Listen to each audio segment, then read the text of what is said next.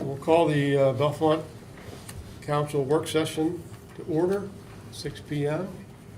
Mr. Stewart, I'll let you run the agenda. All right. First of all, do we have a trivia question? We do, but I don't have it ready yet. Okay. We'll come back. Hopefully, we'll have a few minutes at the end.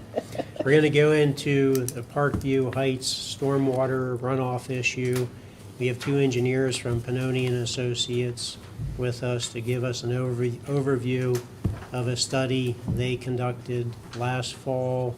We were in our budget season, so we never got into getting the presentation for the study. So that's really what this is about.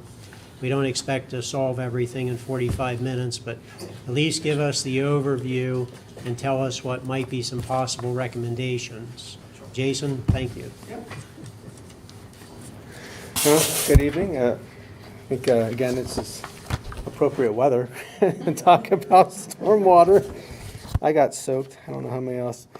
All right, so as Ralph mentioned, we were brought in under scope to look at the Zion Road area, and on the one figure, the very first sheet, is kind of the general study area. I did my best to kind of delineate Zion Road, the area around, I guess it's or it used to be Bonfadas, right? And then down behind the residential townhouses, and out across the back road there and into the ball fields. And that this area has been encountering more frequently dealing with flooding issues, I guess, with residential complaints. Also issues with, I think, Ralph, you said that road can freeze over in the wintertime after a flooding event, so there's some safety issues there as well. So part of it was to look at, okay, well, what are the contributing factors? Where's all this stormwater coming from? Another part of this was, are there any, I think we were used the word liable, are there any liable parties?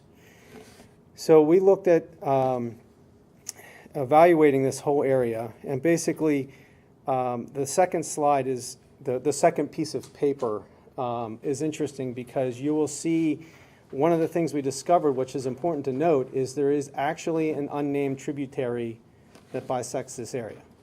So, and it's an unknown tributary. It's known. DPC has records of it. It leads to Spring Creek. Interestingly, the ball field actually has filled in part of that unknown tributary. So it's actually, in a way, when it floods back through there, it's doing what it's supposed to do. That's how DEP would look at it. It's doing exactly what it needs to do. I know that aside from that issue, the other concern was, well, we're dealing with all that scour issues, erosion issues around those private residences and those complaints in the roadway. So what we did was, I guess, we did a couple field views, and we actually did go out there during a rain event. I did not provide actual copies of the report. I think it was circulated around, so there are photographs in that report that show the conditions after a rain event. So you have photo documentation of the issues, and it does go with what we all have talked about in our meetings prior. And so again, we looked at this. Okay, so we trying to find where all this water is coming from, and so we looked at it more from dealing with a model. There's different stormwater models, and we used one that's more common for development. So it's a bigger range model. It's not there's different types of stormwater runoff models. This isn't one that's just focused on roadways. That wouldn't work for what we're trying to do. We were looking at bigger events of the situation. So we used a program called HydroCAD, and that was the methodology behind it. It's different than, say, what PennDOT would use. PennDOT uses a program called HECRAS, which is more of a micro-analysis model for roadways, right? But because of what these conditions are, and again, the second page is what I will reference because there's a pie chart there, and I'll try my best here to explain that, but that pie chart are all of the individual drainage areas that are the contributing to the runoff into this area, right? And I think what's important to understand is if I tried to, again, I'm going to try to get this correct, but if we tried to break it down, there's one large drainage area 1, which is kind of, it's on the bottom part of that. It's hard to see, I apologize, but did my best to pull some of these together. But drainage area 1 includes 550, includes the PennDOT area, right? And it only amounts to 22% of the total drainage into this basin area. So it's not even the most significant. Drainage 3, which is bringing runoff out of Spring Township, is actually 41% of your runoff, just to give you an idea. So again, we ran through these, the different areas, and this was what we were trying to do was to give you the best idea of where the water is coming from, to lead back to, is there any liable party? And I will, before I get into further details, I will say that we didn't find, unfortunately, we didn't find any smoking gun that says, hey, you're at fault, or you're at fault. All of our review of what PennDOT did for their analysis of 550, what any of the, what we could find in terms of records for any land developments that have gone in, everything, that's all kind of piecemeal together, but they all met their conditions at the time. It's just a cumulative effect, I think, is what you're kind of starting to deal with. And unfortunately, you're also dealing with the fact that, just like now, I mean, we're dealing with a new level of stormwater frequencies that are exceeding what was typically modeled as this your 2-year analysis. Their 2-year storm is what was evaluated to design these stormwater events. So I know that part of our scope was to look more specific to what did PennDOT do, because I think there was some concern or some addressed concern that, hey, a lot of this started after 550 was widened. And again, I'm going to couch that we didn't find any, PennDOT didn't do anything wrong. It's just that their method, or what they had to do for widening 550 and looking at just the roadway, just the widening of an existing roadway, it didn't address that there might have been a pre-existing issue. And so they addressed just their roadway water. They tied into a system and it added volume, right? Of course, it added volume, and it may have exacerbated an existing condition, but they didn't, in their methodology, we didn't find anything that said, hey, you did something wrong.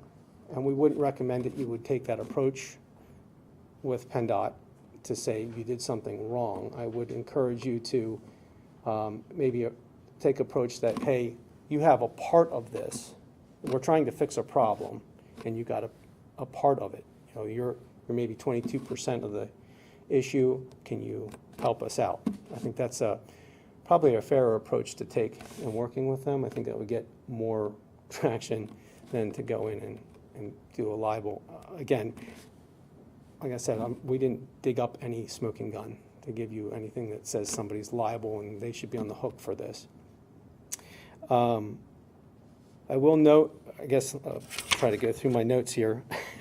Again, I'm doing notes from my fellow engineer, Shep. He's the one that did the analysis. I am not a stormwater guy, so I'm doing my best. I will let you know that this is not my field of expertise. I'm more a traffic engineer guy, but I do know that out of the findings that we got from the issue, that whole awkward existing concrete structure and the way it is actually functioning appropriately. It's beyond that. That's the issue.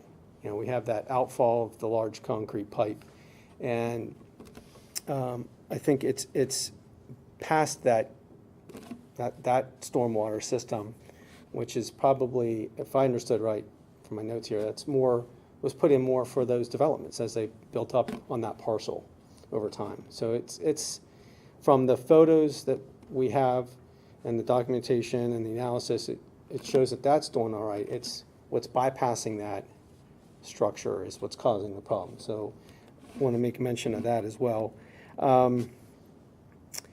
So I think, let's see if I make sure I don't miss anything. Another one of the biggest takeaways is that right now it is very full of sediment.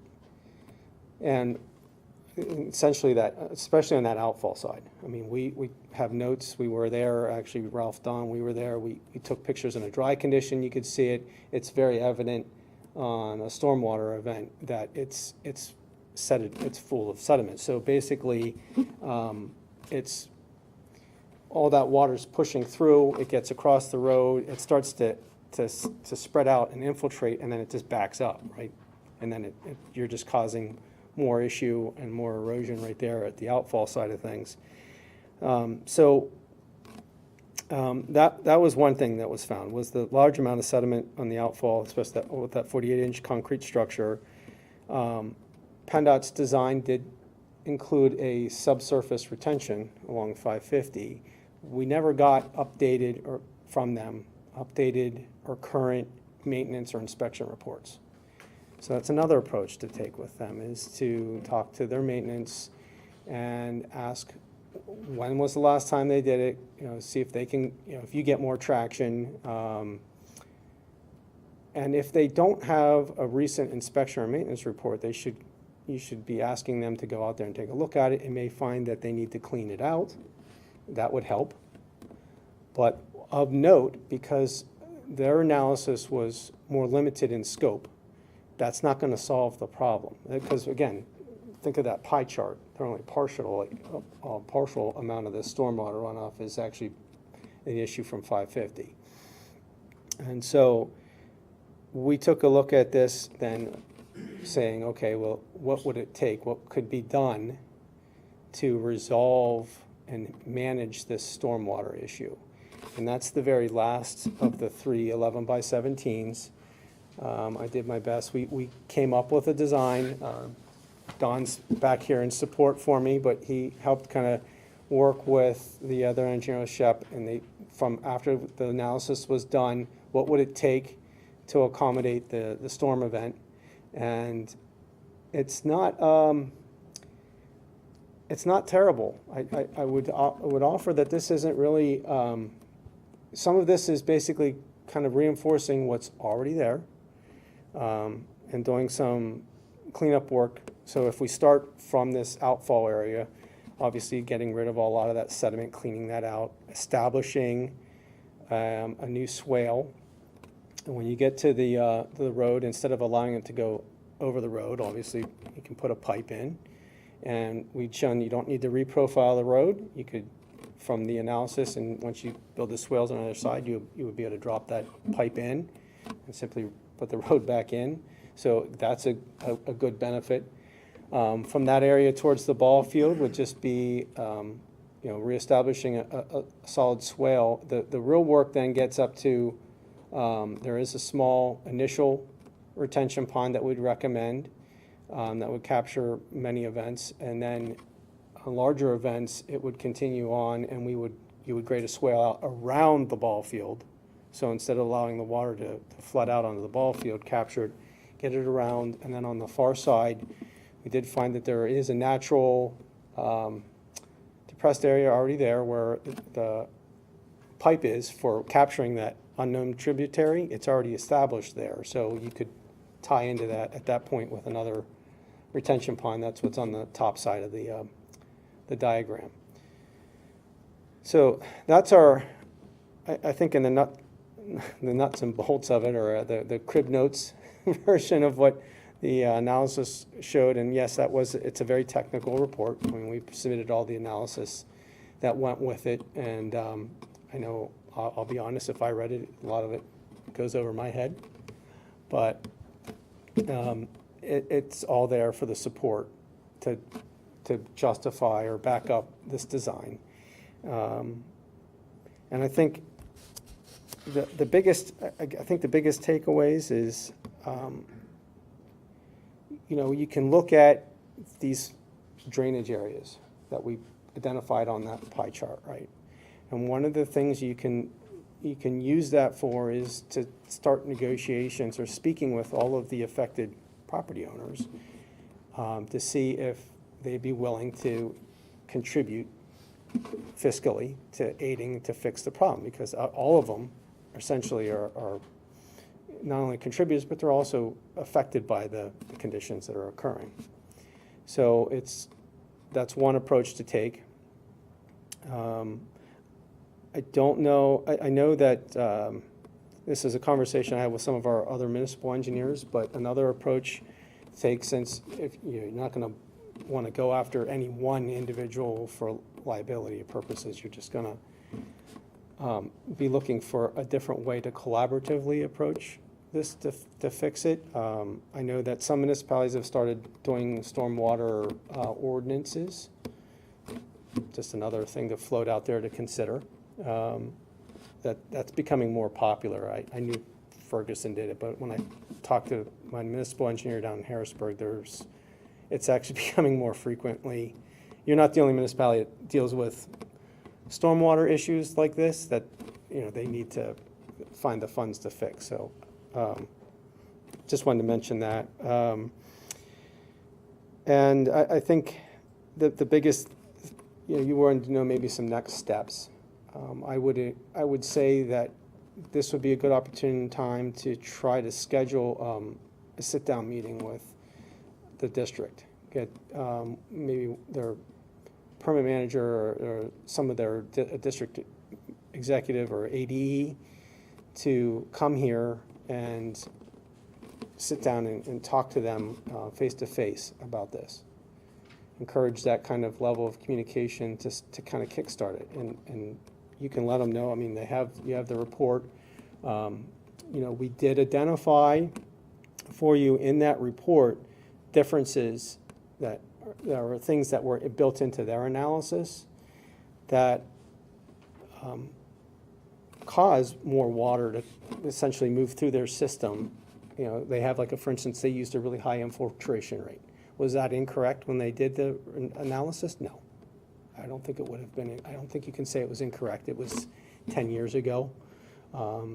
Today, it would have been a different, it's a different situation. So when we modeled it today, we used what is the level of infiltration that is now currently accepted by DEP.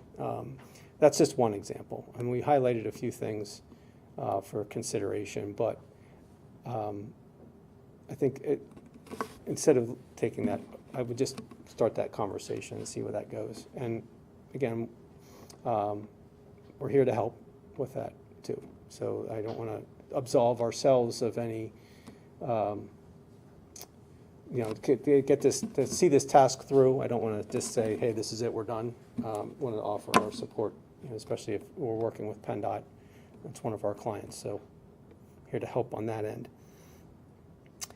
Trying to think if there's anything else. I think the other part I would mention is, this scope, what we did today was just the analysis. We did the stormwater analysis, identifying where all the water came from. We came up with a design. It's a conceptual design at this point. It's not a final design for construction purposes.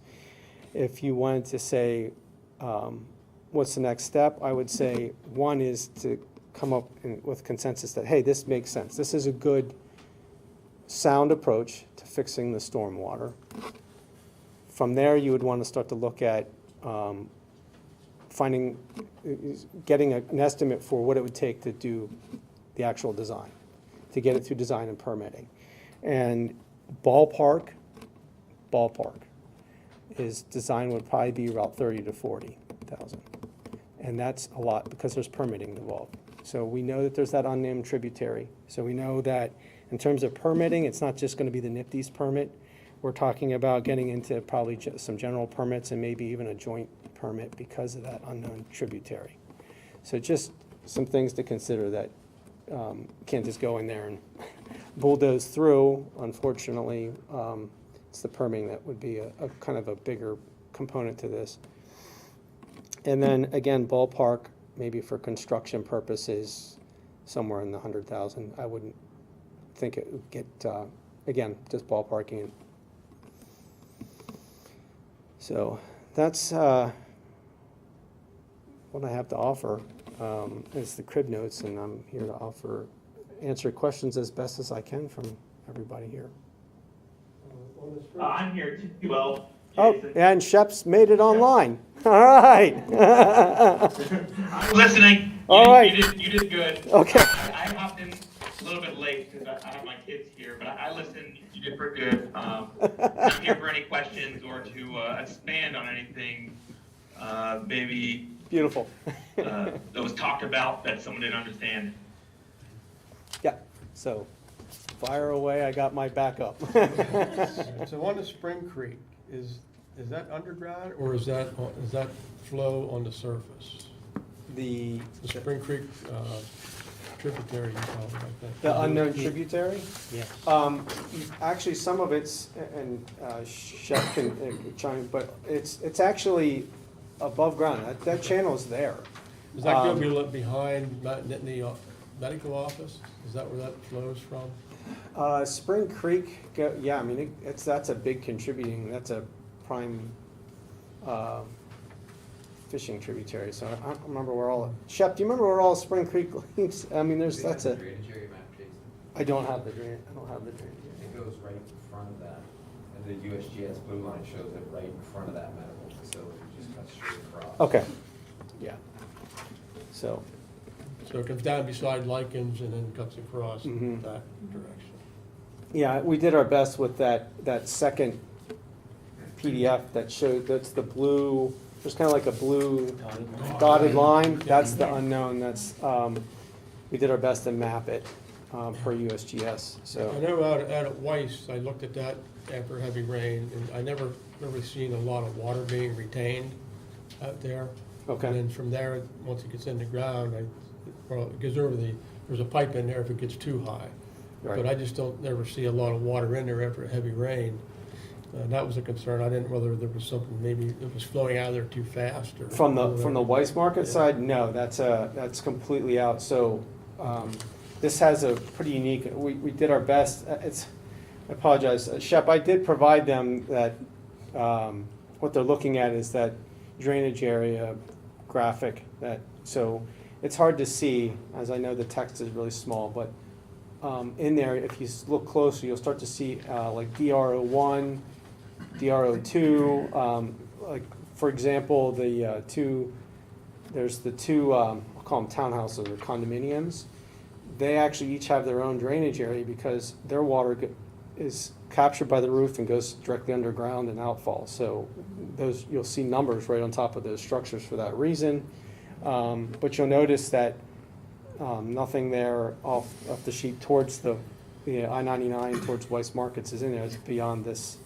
That water's not making its way Okay. this way. So the other question I had was, if I understand you properly, where the large concrete drain is, or the. Mhm. Where it at the outfalls? back, yeah, where it comes out into the back area, just before you get to the Parkwood Drive, Mhm. in that area, I don't know how many yards it is.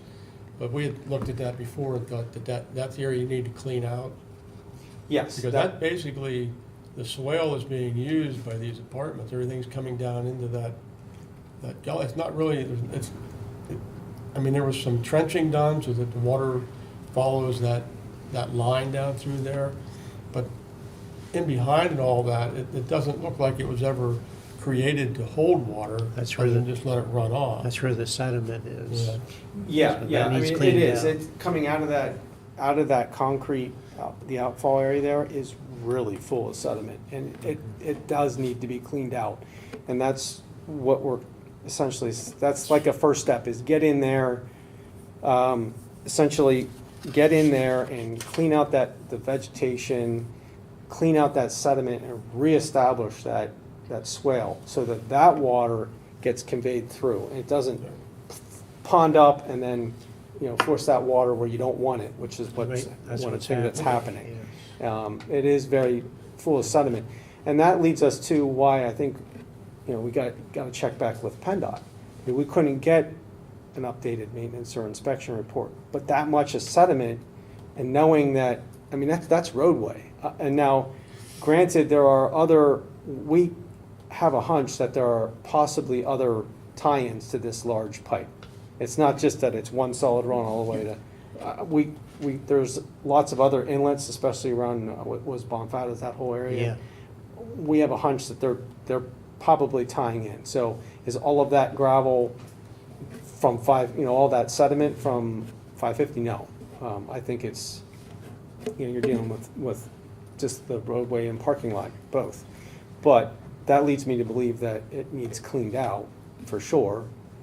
But again, now you're talking about, you do that, and you start to clean all that out without doing, with the swale, you're gonna wanna definitely protect those swales, the sides of the swales, to prevent, because it's, the way that comes out in the outfall, you're gonna wanna protect it, for sure, so. This is a chef, if I could just butt in quickly. Removing that sediment and clearing out the vegetation to have a clear flow of water is definitely a first step to take, especially when considering the complaints from the nearby condominium. I forget which one it is, Park Hills? Parkwood Drive. Right, they said it floods that large lawn area. Yes. Clearing that vegetation, getting the water to flow through will hopefully remove most of that ponding that they're seeing there. However, it will increase the velocity of the water downstream, which is why we put in those proposed infiltration basin designs, and that's to ultimately slow down the increased velocity of water you get from channelizing that flow. So when you clean out that swale, you're fixing one problem, causing another.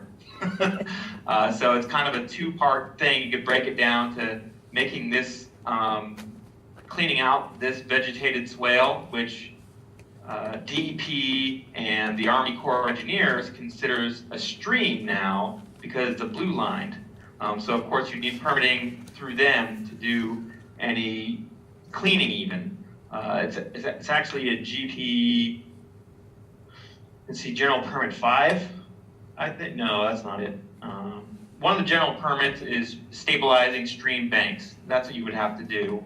But that would give a problem in of itself where the velocity is increased, so they would require some sort of downstream slowing of the water, whether it be lining that swale with rock or putting an infiltration basin within that line of flow. Obviously, we're looking for resources. This is good information, but with your experience, where should we look? I know you said PennDOT, beyond PennDOT, do you know of any stormwater grants that might be available for something like this? They are out there. They're extremely competitive.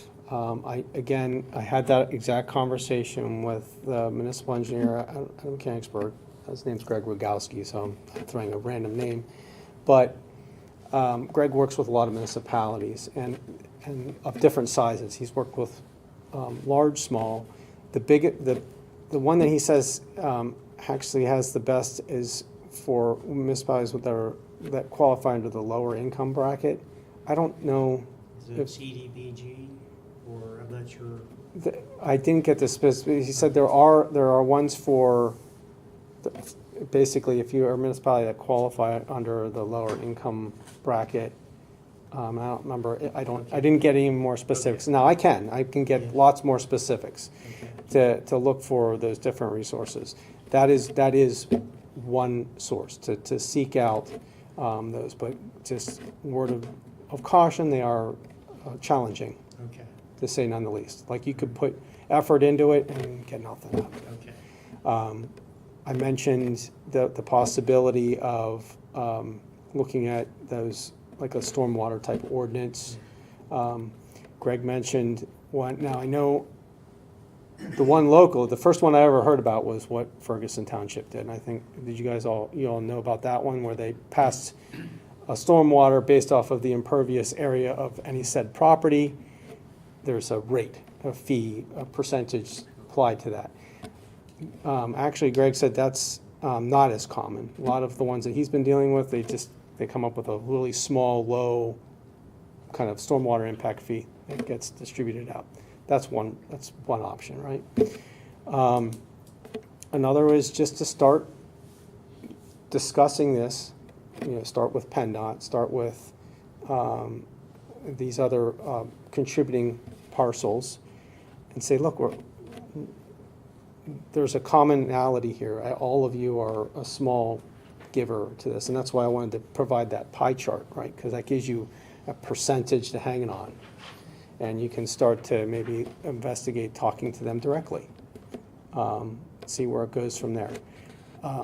The other thing I would mention is I think we're looking at strongly recommending that you would probably, again, if you decide right now, here and now, that this solution makes the most sense and you're in agreement with that, then the other thing to start to consider is establishing an easement for long-term maintenance of this entire system, right? So I think the park is different, but you do have that one little residential area. So just something else to factor in consideration for this in terms of long-term. But in terms of looking for that financial assistance, yeah, we can help get you information on different grants. We have folks that's what they do for our company is look at the grants that are out there, so I can help you get that list. That's not a problem. And then, yeah, that conversation with PennDOT's, I think, a big one, because if you can get their aid and assistance, it might be a big deal to help offset some of the costs. So I think it's there's more to this than just cleaning this area out. Yes. Because now you're gonna get into a situation with engineering, because I had some experience with this, and after putting a parking lot into an area that we use to retain water in, and what happened was we had to put a different soil in there to help with the percolation before it ran over, and then we used plantings to protect the sides. Sure, yeah, that's getting into design, like Yeah. different ways to deal with. But that would be part of the engineering we did. Yeah, that would be part of taking this from a concept into a final design for bidding and construction. That's the type of thing that you get involved in. Like, if you don't want just a big pile of rocks for erosion protection, there's plantings, there's different things that can work. And that's where you get into that and how you want it to look. So that's all factors that become part of the design side of things. But you are right. I mean, once you start, like Shep said, once you get in there and you clean this vegetation, you just clean out that swale, you are going to push that problem over across the road into that teener field and make things even worse down there. So it's, maybe that is, you can start there and you clean it up and you resolve the issues around this residential area and this narrow area between the townhouses and the homes, and you're okay with it flooding on the teener field until you can work to fix that out. But again, it's more, it is. It's more frequent though. So, question, it says section of outfield fence to be relocated. Yes, So, to get that trench. yeah, okay, so are you gonna cut right field down a little bit, or? I know that this is all very, very preliminary. Correct. So, Uh, I think that looks pretty tight to me without infringing on the field. So we, again, conceptual, preliminary. Yeah. We measured and we estimate that it would just work. You'd still have the ball field distance. Yeah. You just gotta swing the fence in just a little bit Okay. to be able to establish that swale Mhm. around there and Mhm. get the water out and around the field. Yeah. Mhm. But yes, that's a good point. We did label that in there. I also have a question on Yes. Zoom. Hey, I see it. It's kind of following up with what Doug just said Okay. about 4 or 5 years, because we've been dealing with this for a long time, we had talked about the possibility of doing what you talked about, the pipe underneath the road, the swale above it, so to get the water out into the Teener field. And then there was some talk about maybe doing an underwater, basically an underwater piping stream, so that it wouldn't affect the ball field itself. Is that something that could be done, or is there something that we could do to kind of use the Teener field as a percolating system to slow down the water before it gets into the stream? The design, and Shep can interrupt me, but the design that we have now would actually, that we have laid out, we have an intermediate small stormwater pond that would go in, that would intercept, slow down the velocity, allow some infiltration, and then slow it out. So we're not really anticipating, maybe on the huge major rainfall events, you would have overflow into the Teener field, but for most other events, it wouldn't affect the field at all anymore. That's the idea of this design. And the idea, and yeah, we did, I think that was previous, we had talked about that, about the idea of piping it all the way around. And I just don't think you need to go to that level of expense. It's much more expensive with the piping versus a swale. Yeah, this is, you can basically deal with this with a nice, simple swale. It goes with it's almost there today. Again, some of the pictures that we took, if you kind of close your eyes, you can almost envision just taking that and making a swale so the water didn't spread out as much. But it would be a natural, it would almost be kind of reestablishing that natural stream that was there previously, that unknown tributary essentially. And all we would be doing is then today, it essentially does go right through that Teener field. And we would just be providing a more natural channel to get it around so it doesn't affect that ball field anymore, and gets it right back around to where it's going anyways. So what you're talking about then is actually getting the water away from the buildings into the field, to some of it to go down into the karst underneath, and then the rest of it slowly filtered down to Spring Creek. Yes, I think that's a fair way. That sounds good. I think that's a fair way to explain it. Can anything be done without permits? You said we gotta have permits to clean it up and on and on. I think unfortunately the answer would be no. Shep, you can reinforce that, but I think because of the presence of that unknown, you would certainly potentially get into some trouble with a permit, unfortunately. Now, to get a NIPDES permit and a general permit, like what Shep was talking about, because there are different ones, but just to give you an idea, I think you're talking about, because things are kind of backed up. So Greg told me that it's probably going to be about a 12-month window to get through the general permit. Yeah. Yep. The NIPDES would be pretty quick, 3-6 months. You'd have NIPDES. It's that general permit that you'd have to get because of that unknown tributary, that blue line. That's the headache. Unfortunately, that provides That's correct. That's a new level of issue. Go ahead, Shep. The stream pushes it into, if you were at a stream and you kept it under an acre, there would be very little permitting required, only the municipality permitting. But because this is a blue line stream, it kicks it to DEP, and in this case, if you're modifying the stream flow, and it's going to be a Army Corps of Engineer to review it, and that is about a year process.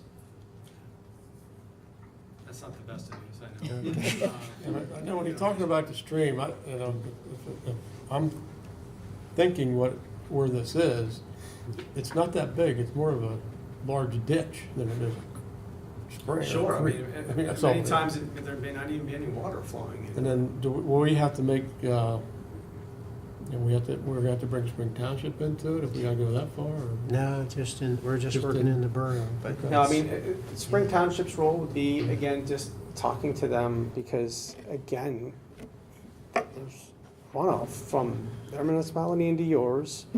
And then just take a kind of hey, we need a little help here. I mean, it's affecting us, it's affecting your residents too, if they're driving through there. I mean, into that neighborhood. So, again, there's some negotiations to be had. I think that's maybe the fair way to state that.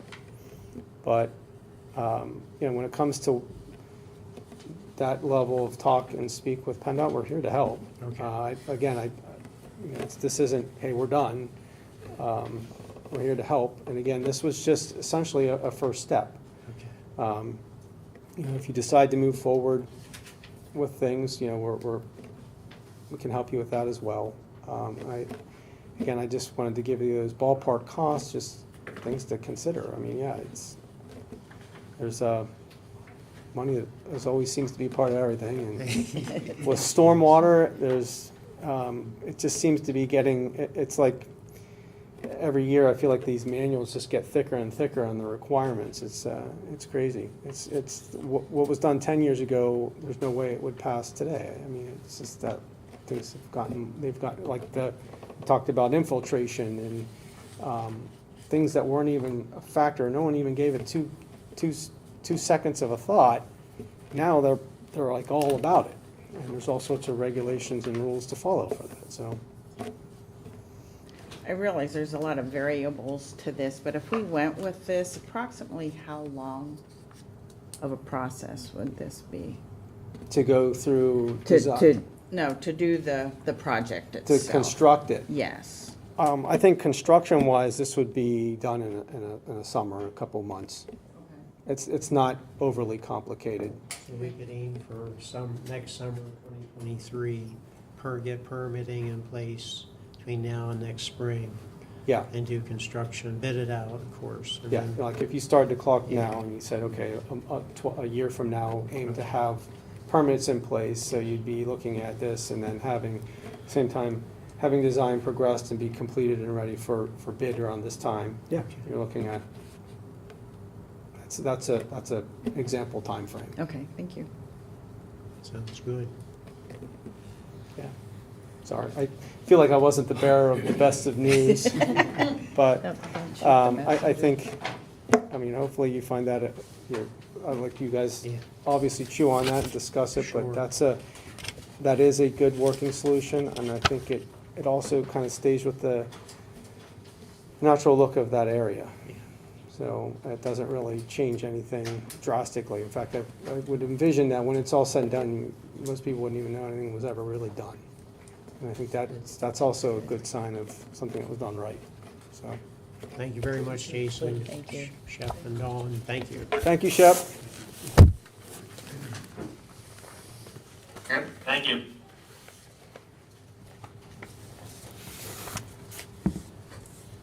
Okay, go with the next one. Next item is a proposed storage container building, would be on the subway property or behind the subway property. Is for the storing of a croquet field mower. I saw the mayor come in there. He's was it Mr. Wilson. We're going to talk about the storage container. I don't know if Stuart's online. Yes, I see him up there. Thank you. So anyway, we have Stuart Eccles with us, who really is promoting the concept of a croquet field, which was approved last fall into December. And you're interested in the equipment for storing the equipment that would be used over there. And you presented a couple of photographs of what this might look like as far as a storage container. And then the idea of maybe adding some signage to it came out. So I'll just turn it over to you, Stuart. All right. So first off, quick clarification. The greens are meant for everyone, not just for croquet. Okay. There are lots of different games that folks can play out there. Probably not contact sports like football, because we're intending to have a very soft, even grass out there. Came to you last year to get permission to start filling in the low spots and reseeding. Thank you very much for giving us permission to do that. We'll be starting that when things dry out a little bit, but I must tell you, winter's a great time to find all the wet spots. So what's going on with this request is we're going to have to store some equipment out there for a while to get things up to grade, and then also to maintain them properly. Because the type of grass that we're talking about, it certainly can be mowed with the Skags, but to get it to a more refined level, we would like to bring in some of our own equipment to supplement the mowing that's being done by the Skags out on site. The request then is simply that we have a temporary storage of some sort. And the idea that I came up with was to have a container placed on site.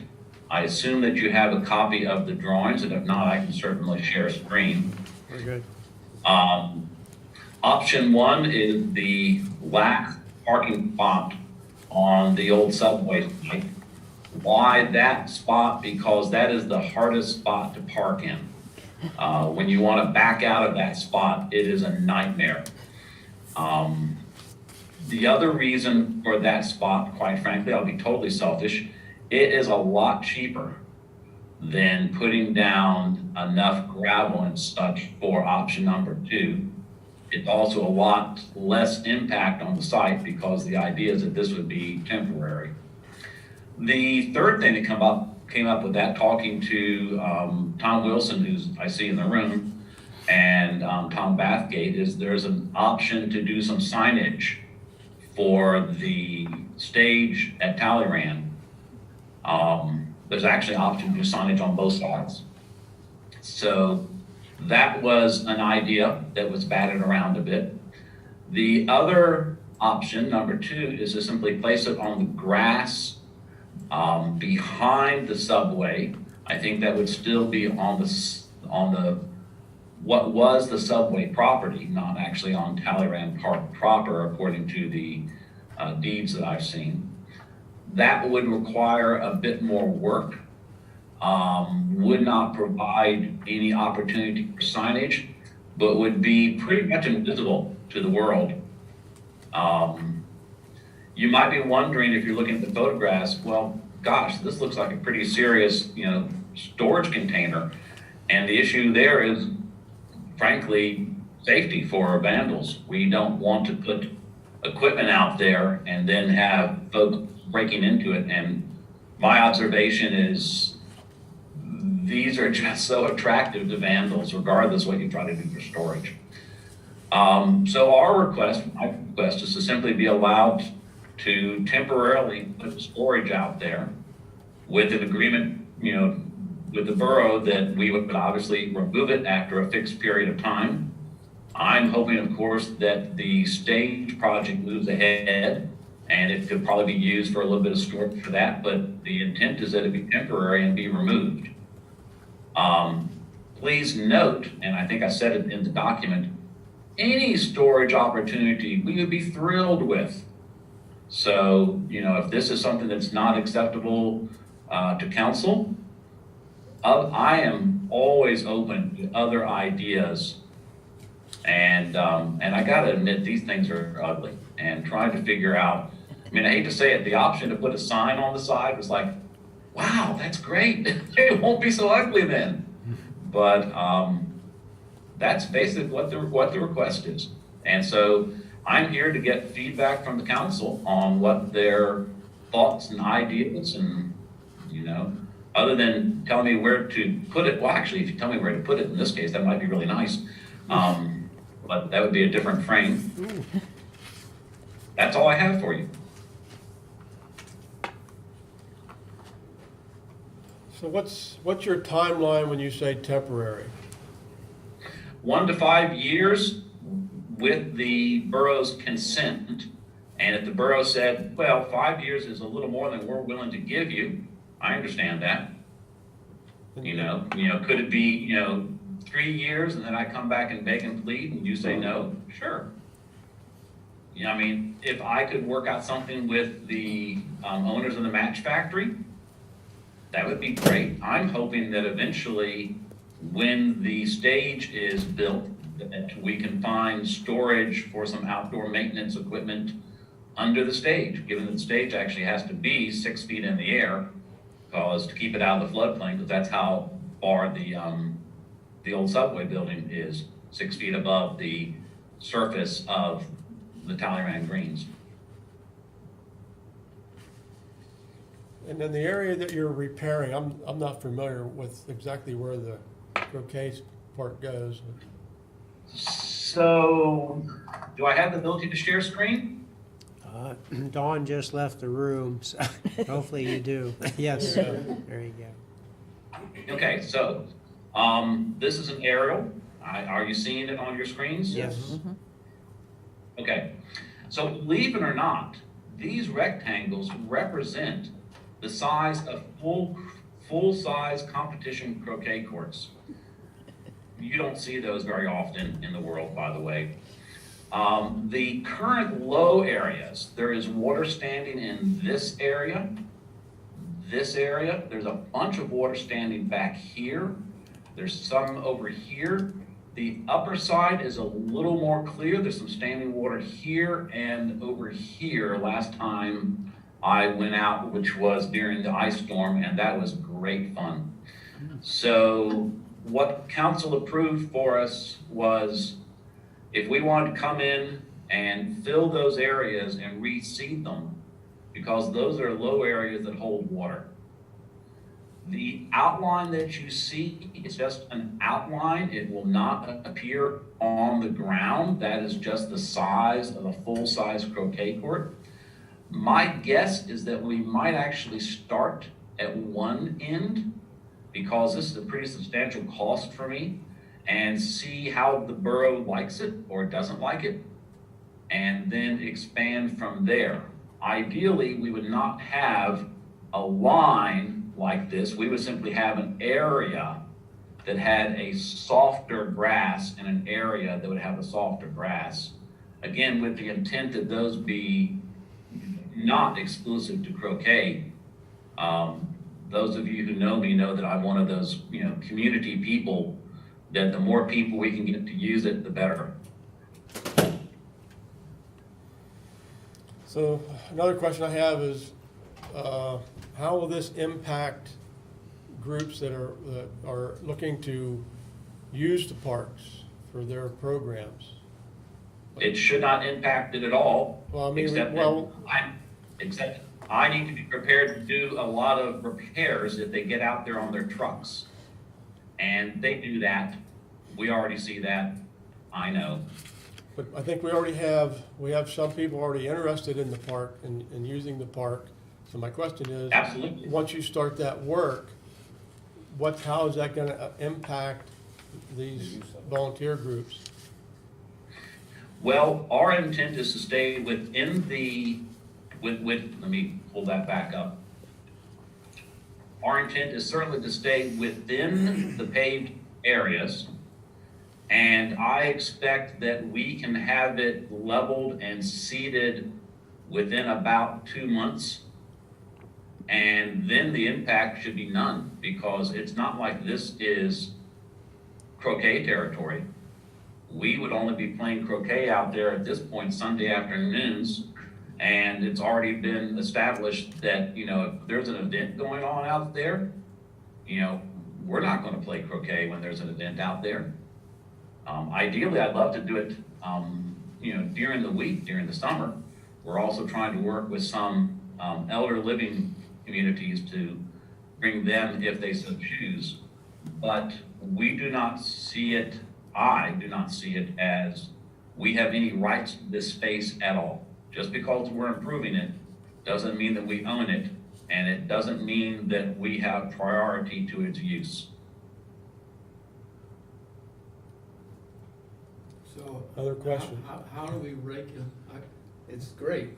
How do we regulate if somebody's walking their dog, or somebody's jogging, or somebody wants to throw a football or a frisbee and you're playing croquet at the same time?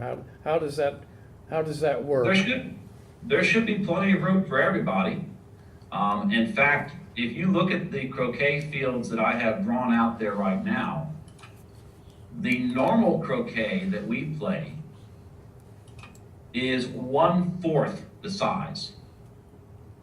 So in other words, a croquet court for just us would be that size.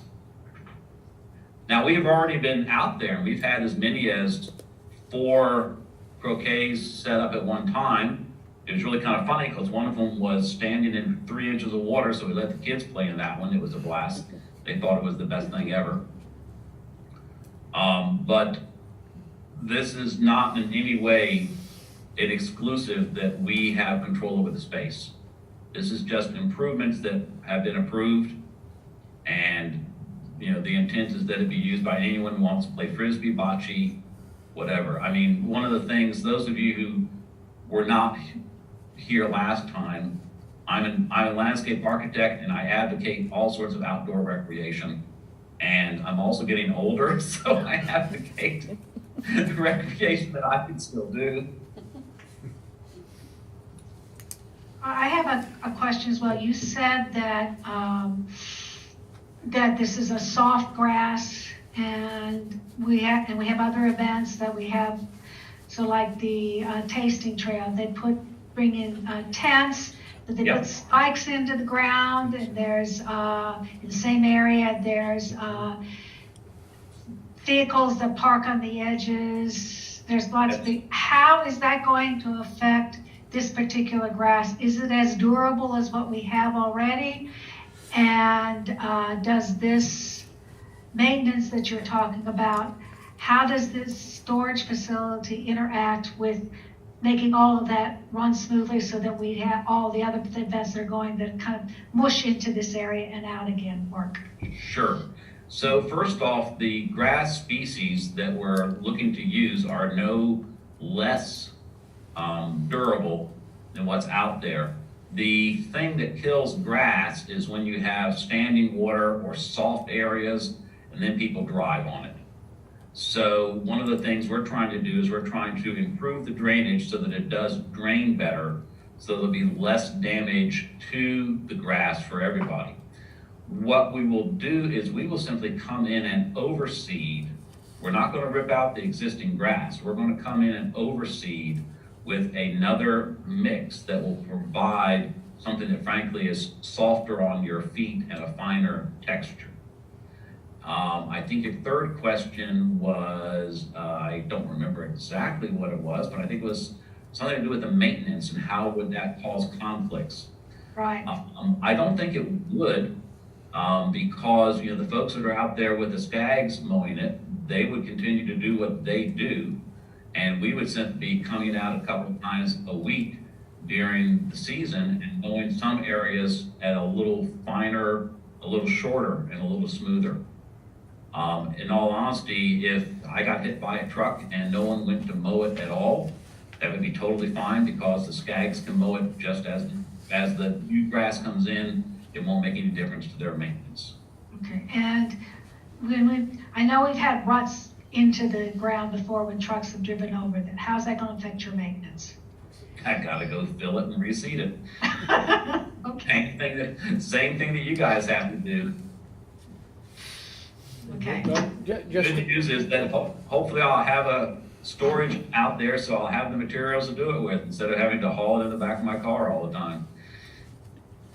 Just to be nosy as a homeowner, Great. I sort of know what I like in my turf at home. So what sort of mix are you considering, like bluegrass, rye? What? Give me a secret of what you might be using. Well, I would tell you the secret, except that I'm working with the folks at Penn State to find out the secret. Because everything that I suggest, I find someone who says, oh, that's not going to work. So for example, there are perennial ryegrasses now. Right. And I grew up with ryegrass was a one season thing. You put it in for cover and then you're done with it. The perennial ryegrasses come back much better now. There are finer leaf fescues that come in. The grass that I would like to use is actually being used at the villages at Penn State. Okay. and I've got to go and pull a sample to get the exact species. There is no one at the village that knows what that is. And that's one of the places we go and set up and play with some seniors. And on the days that that is freshly mowed, it is gorgeous. In fact, apparently they like to go do barefoot yoga, which I might try, you never know. That's right. So any thoughts of during the dry season irrigating this No, grass plot? I mean, that's a possibility someday if necessary, but I am not a proponent of irrigation. I mean, the nice thing is that, we've got, an incredible water source, but I would rather not irrigate. Because that, and if we ever had to irrigate, I'd be coming back to you guys, probably with tears. Because I certainly wouldn't expect you to pay for that. That would be my problem. Yeah, a lot of folks use this famous quote, Penn State mix, which is a heavy percentage of bluegrass. There is no such thing as a Penn State mix, I know that. But commercial people sell it that way, and it's mislabeled. I was just Yeah. curious what mix you were going to choose to use. So, Well, I haven't gotten that finalized yet, and I'm currently working with Penn State, and there are over 140 varieties that they're running tests on. My guess is that I'll probably get it wrong the first year and have to reseed it. But, I mean, I don't know why I enjoy this stuff, but I do. Okay, we're gonna have to move along. We're gonna have to move along because we have some other topics to come up, but we're getting Sure do. we're getting into a little bit of the weeds when we're talking about the storage container to begin with. They're into the weeds. So, no pun intended. Yeah. But I also think it's important that we bring our Parks Committee into this discussion as well. Just, I don't want council to do anything. I agree. Behind, they feel we did it, the wrong way. Parks Didn't Committee and discuss. probably the Talleyrand Park group as well. Yeah, well, that would be, Although it's not, that would be the it's not committee. on their property, but, yeah. That's the committee I'm All talking right. about, so. And we'll probably get. Well, thank you for your time. If we can set that up and maybe get you back and go through this kind of same presentation with them, that'd be helpful. Happy to do it anytime. Thank you very much. Hey, Thank Stu, you. thank you very much. This is great. Really appreciate it.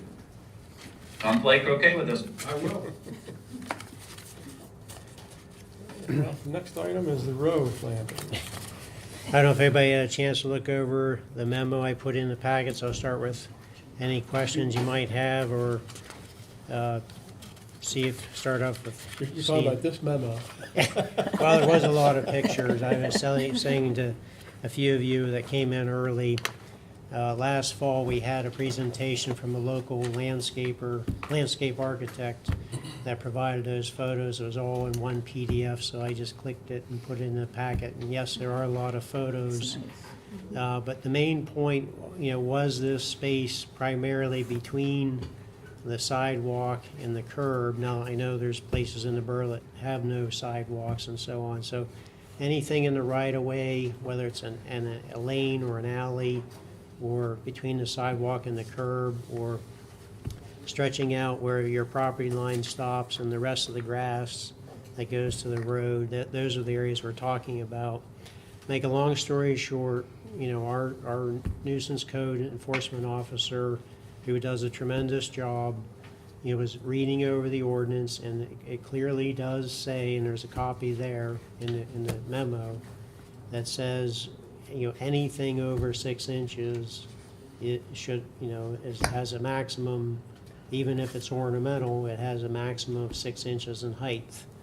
So that started the ball rolling with, should we amend the ordinance? Should we come up with a permit process and all these things? And it got pretty heated as far as residents that were involved in this. They obviously took the time to plant the flowers and beautify their properties and all that, which we greatly appreciate. So we put it on hold last year. We would not enforce anything, and here we are this year. So the decision is, do we amend the ordinance to allow this type of vegetation, flowers, ornamental grass, whatever it is, something like that, to be higher than 6 inches and to be, it can be in the right-of-way, in this right-of-way I spoke of, but right now it's limited to 6 inches and almost everything, every flower is generally higher than 6 inches. So I'm recommending we allow them, by amending the ordinance, not create a permit process. We don't have that many properties. It's not worth our time to go through all that activity for the return. I mean, this is not a big problem. It never was a problem. It was just a wording in our ordinance. So, make a long story short, all we have to do is come up with an amendment to our ordinance that regulates this type of planning. We can do that. We can get a draft and present it to you. We'll advertise it like we normally do, an amendment, and then have it for action at one of the upcoming meetings. We do have tonight in the regular business meeting for council to consider what I'm saying. You know, go ahead and make the amendment, and that will leave the plantings as is. We just need that amendment. So I'm asking you in a regular meeting to consider formal action. Anybody have any questions? I have a, Go ahead, yes, I Lynn. do. Go ahead. Well, I was reading over the stuff you sent out, Ralph, and it looked like, are you suggesting we'll make all of those amendments and all of those suggestions you have? No. Or, that's what I got a little bit confused about. That is a copy from our E360 ordinances. Those amendments are already in there. They're already there. The wording that was suggested by adding Bellefonte Borough and so on in the center region. The reason it says Center Region Property Maintenance Code is we went to that code when we had the rental housing inspections done by Center Region. We used to have our own borough code. We thought we would simplify it by using like an international property maintenance code. And that covers the grass, that covers things like high weeds. So yes, that page came off of our website or through our website, and it has all kinds of amendments that were made, including ours. But Okay. I put it in there so you can read the wording that currently exists, primarily in section E, I think it was. And just with a few changes of wordings, it would allow these types of plantings. Okay. One of the arguments that we had that kind of bogged us down last fall was that we talked about doing what you said, it should be something simple. Harry came back and said there's like 15 to 18 different things that have to be changed in order to make this happen. I never saw that. Yes. But what I can do, I don't know. If council approves an amendment, the concept, I will sit down with Harry. Maybe there's something I'm missing, but it only looked like a few words to me. And we'll come back with an amendment if council wants to go in this direction.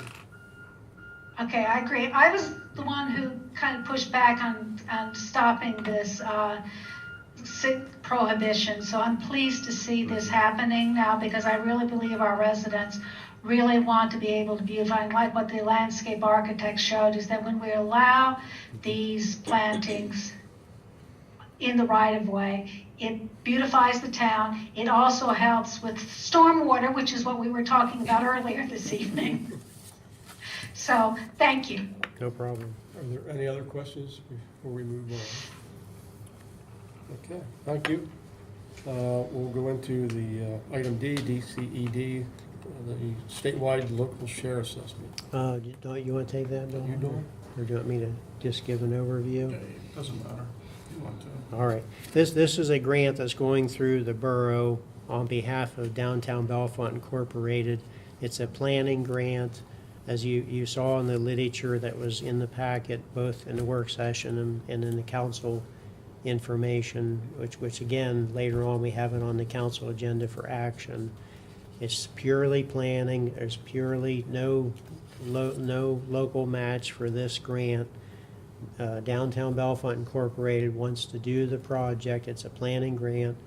They intend to use a local firm that does this type of planning and produce, a report or a plan at the end of the project, which there's no obligation for the borough to use, but it could consider at some point. As you know, we do these streetscape projects, we redo areas of the community, so it's there for your use or as a resource, however you want. So in a nutshell, that's what it's about. We always like to keep council informed. You hear that a grant went through the borough or whatever, and DBI's managing it. Well, this is what's happening. We do the paperwork on their behalf, and they'll put the time and effort in and do the work. Any questions? Another one. 2 years ago, we had a wayfinding grant that created designs for wayfinding for the downtown and the waterfront area, starting at the borough limits. When I was looking through this afternoon, I did not see how this previous work would fit into this current grant application, and I was wondering if Derek and Edson will be duplicating work that has already been done in this area.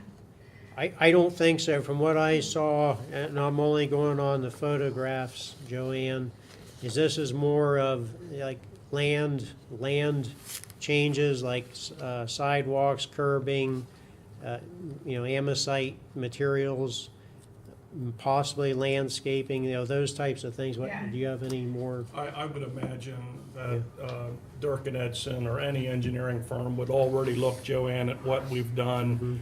Probably just Okay. take that and encourage us to, follow through.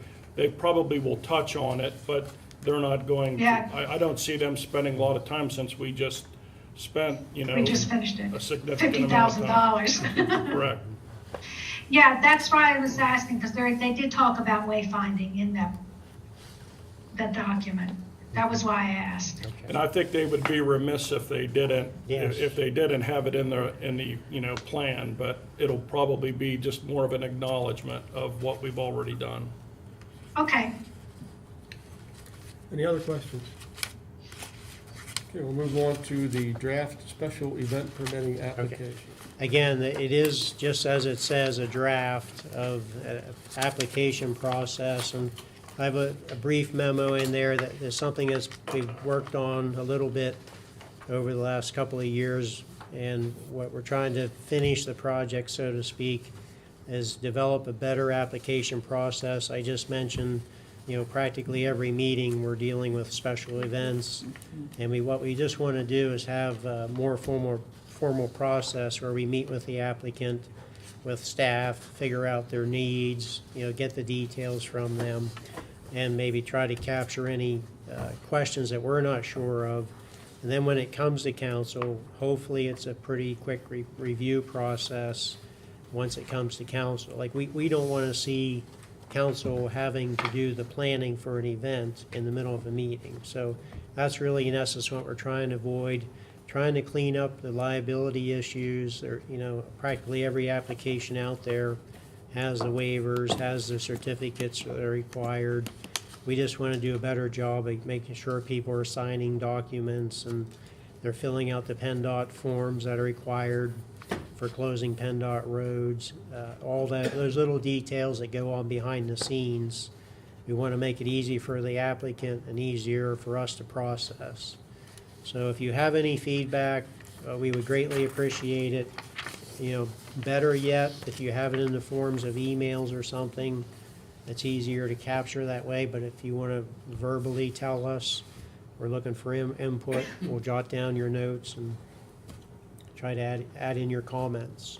Yeah, what I like about it is that it's one form, and for any type of special event, but it's flexible enough that if it's not part of your program, you don't need to worry about filling it out. You just fill out what pertains to your program. Yes. so, You have questions, Joanne? yeah, I did look through it. I agree with Randy, and I think this is an excellent almost complete. I'm not gonna say start, because that is beyond just a start. But there are at least 2 things that I saw that I could either say now or I could send to you later. What's your preference? Why don't you go ahead and send it later? If we have about 10 Okay. minutes. No, we got some Will time. do. We got some time. If it's quick. Oh, okay, the first one then is on the list for Talleyrand Park. You just list the gazebo side and the figure 8 side. Sculpture garden isn't listed. Thank you. And we added a fee for, a separate smaller fee for the sculpture garden last year, so we probably should add that in that section. Thank you. And the second one was on the line asking about nonprofit status. It just asked if you're a nonprofit or not. But the second question I think needs to be asked, if they say yes, we need to know if they're located within the borough proper. Although some of them are say they're Bellefonte, it's not a Bellefonte proper address. So that needs to be added as well. Okay. Thank you. You're welcome. Just, we're gonna keep reviewing this with staff and tweak it, and if you think it over, look it over, and you have plenty of time to get me comments, maybe the next couple of weeks. We'll try to keep this on the radar and get a final draft or near final back to you at some point. Yeah, hopefully, it's not like we're in a hurry, it's not immediate. I think most of the major events have already been requested. Yes. But at least maybe we can start it in the fall. if Well, possible. that's one thing, ideally, we work on it this year and probably get it out, so it's effective January 1 when the events start coming Well, the in. events start coming in the fall. That's true. Anymore. So we'll try to catch them early, you're right. So we have a few extra minutes. If there's no other discussions or anything anyone wants to bring up, we'll adjourn the meeting and be back here in 12 minutes.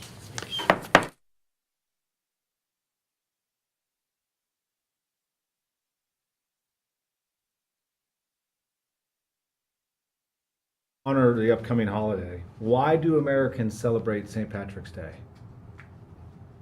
Well, Irish heritage. Irish heritage. To drink green beer. Did you say St. Patrick's or State Patty? You know what I said, funny guy. It brings back nightmarish memories. Yeah, right. St. Patty's Day, right? Is that when St. Patrick drove the snakes out of Ireland? There was a lot to it, but one event in particular, and that is one of them, but the particular event on March 17th is to commemorate the death of St. Patrick, the patron saint of Ireland, who died on March 17th. When, Doug? What year? Yeah. Hold on, I'm looking at it. Around 492. Yeah, but he was around 492. yeah, he did a lot of March 17th. amazing things, but it's to commemorate the death of St. Patrick, the patron saint of Ireland. That's how it began, and he did all kinds of wonderful things. He did miracles and drove those snakes out, and it got way too much for a borough council meeting. But the main thing about that is I never heard of that. I never knew that it was to commemorate, especially the death. I guess would be to celebrate his birthday, but it isn't. Yeah, that turns into that. And it fuses into State Party. To go on with that, what's the color that's offensive on St. Patrick's Day to wear? Offensive. Yeah. I'd say orange. Well, that is correct. Really? No, why? So there's another trivia question. Well, that's Scottish. Oh. That's St. Andrew's Day. It is offensive to wear orange on St. Patrick's Day. Is it offensive? Stack advises against wearing the color. Orange has been identified really with Unionists and loyalists, people who are loyal to the British Crown. Yeah, and there's a union. You guys have probably heard it. There's a union in a city somewhere in this country that dyes a river green in Chicago. I think Chicago. I mean, there was a lot that came up for this holiday. A lot of it is, Oh, really? but I just kind of thought that was neat. The whole reason we even started celebrating. Yeah, and it's a union of like plumbers in Chicago. They dye a whole river green. Yeah, you're not filming right now, are you? That's all right, it brings people together. Meeting's adjourned. Trivia brings people together. Yeah, you already hit the gavel.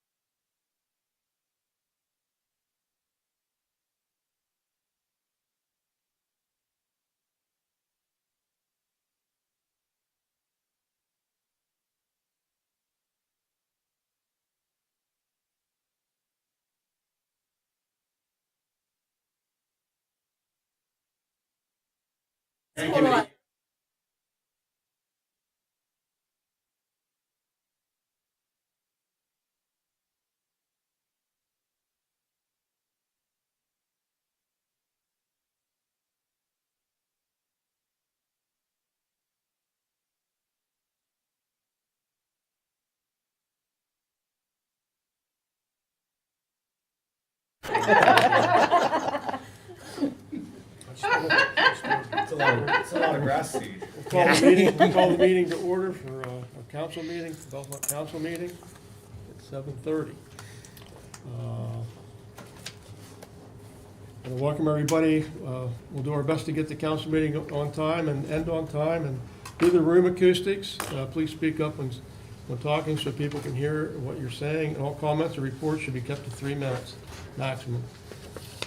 With that, we'll have a pledge of allegiance, and we'll have a moment of silence for the Ukrainians who are trying to save their families by leaving and those that are trying to save their home by staying. Thank you. I pledge allegiance To the flag of the United States of America and to the republic for which it stands, one nation, under God, indivisible, with liberty and justice for all.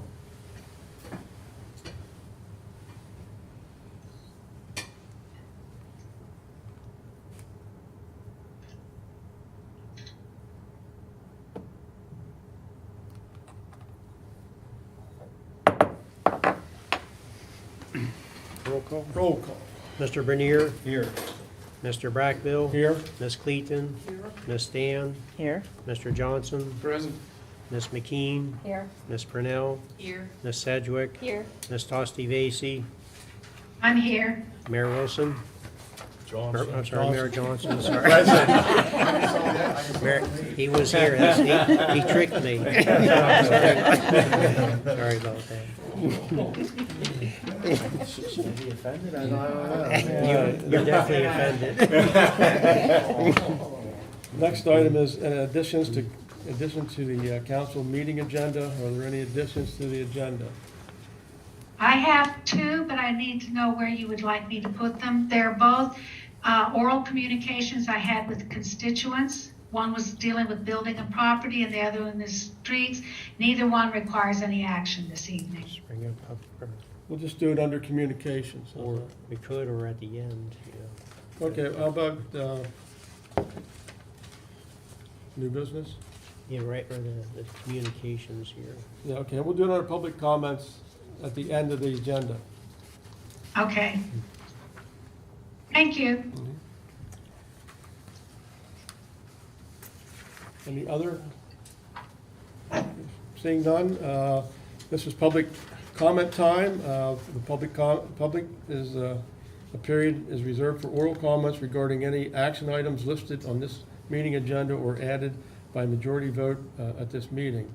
No deliberations will be entered into the council or by council at this time. Please sign in, come to the podium at the appropriate time, state your name and address, and which item you're speaking about, and limit your comments to 3 minutes. So are there any public comments this evening? Seeing none, we'll move on to communications. First one is from the Lions Club. They're requesting to use the space near the brownstone, near the diamond, for their annual rib dinner. That's scheduled for April 23rd, 7 a.m. to 2 p.m.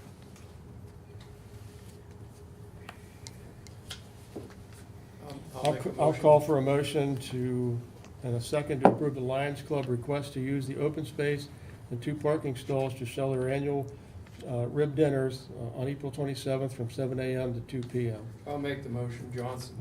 I'll second it, Cleveland. Ms. Cleveland seconds. Discussion? Just make sure the traffic control goes like it should in the past.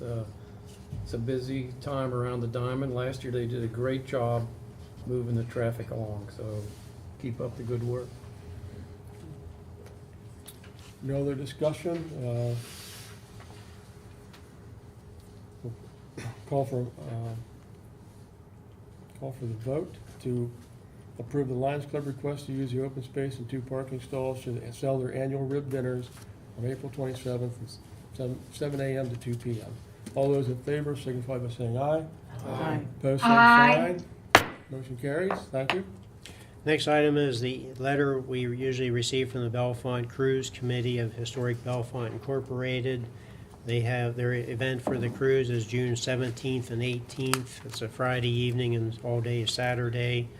The request has various road closings associated with it, use of the north parking lot, the parking lot off of West Howard Street, and a banner request, just to name a couple of the events. Typically, the streets are closed off from on what we call the T on the Diamond, from Allegheny on High Street, from Allegheny down to Water Street, and then Allegheny from Howard over to Bishop is typically what's closed off. And it'll be part of West Howard Street for the car show and some of the vendors, food vendors are bringing in. I think I touched on most of the requests. They're all there listed in the letter. So let me call for the motion, Joanne. Okay, I'll make the motion to approve all the requested road closures, the use of the north parking lot, the handicap parking on North Spring between Howard and High, conditional approval of the cruise banners on both sides of the Veterans Bridge only. And the reason I'm saying conditional is because I think there's another event that's already requested that space for that time period. For 2 weeks, as we've been doing with others. There will, and with no approval for signage along the fencing behind the waterfront park, because we've never allowed that, we don't want to start a new precedent. And they will have to do their own policing of dogs, skateboards, and bikes during the event. Yeah, I was going to recommend that we just remove those two sections that deal with those Yes. items, which we do have done every year. We do have a, And I'm sorry. we have a second. I'll second that. Okay. Now we have some discussion. So it's something that you do every year? Yeah, the cruise, I mean, you I know, know, but I mean, we remove 2 items from. the request. dogs and the skateboard, An ordinance Yeah, would take them right, out. I got And it's something that we can't really, for one project. I got you. Just to clarify, I did check with Mr. McCool about the banner that was near the fence along the walkway. It's not, the request is not on the fence. It's on the private property of Mr. Songer. He just wanted, see if it was okay. If it's okay with council, then he'll approach the Songers about it being up during the cruise, but it's not on the fence. Yeah, so we have no control over the private property. No. If Mr. Songer grants the request, it's permitted. Yeah. Temporary, Yeah, yeah. temporary, it'll be a banner, temporary banner Right. on the Songer property, not Right. on the fence. Yep. But I still like to have that part in there saying it's not going to be on our fence. If he does it with Songer, Yeah. that's up to him. Is it a cruise banner with the It's dates? the vendors that are sponsoring the cruise, so it's related to the Okay, cruise. thank you. The fencing along the waterfront, we don't permit banners hanging on that, but the property behind it is private property, and if that property owner grants the request, they can put the banners on the private property. Thank you. Any other discussion?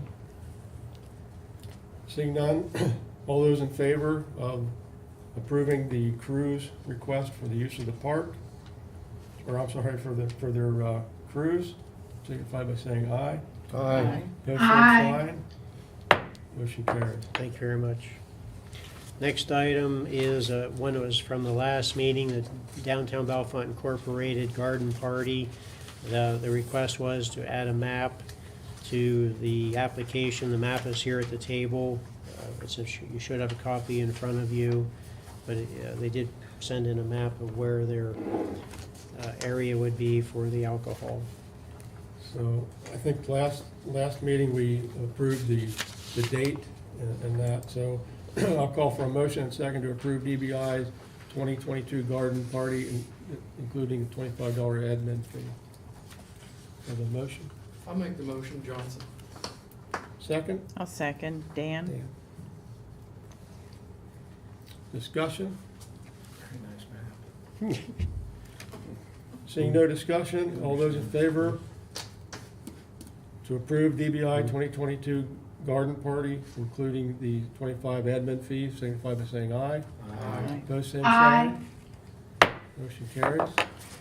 Next item is just some information regarding a Center County Housing Study Week coming up March 21st, 24th. The organizers are having stakeholder listening sessions. They're in your information. You can join those sessions, one or all, if you would like. So it's no action required at this point. Next item is a letter from a resident regarding the keeping of chickens type of ordinance that we have on the books. There's a recommendation from the resident about making some amendments to that. I know when we were planning the agenda, I think the idea was we'd add this to the list of possible actions at some point in time. So we list no action? Right. Okay. The Bellefonte Soccer Association is requesting the use of Governor's Park soccer fields March 21st through June 11th. And typically, same protocol as previous years. And they also provided a map. Yes. Well, that map's for the tasting That's of the trail. that's the map. Yes. Yep. I'm in the wrong area. You're okay. Okay, so I'll call for a motion and a second for approval of Bellefonte Soccer Association request to use Governor's Park soccer fields, including all fees. I'll make that motion. Can I make a comment? Right after the motion. Sorry. Just a second. Do I have a second? I'll second McKean. Keen? Just a concern, I think it's great, I have a daughter who plays soccer in college. When there's baseball going on, the foul balls, and I saw, looking at the document, they do have insurance.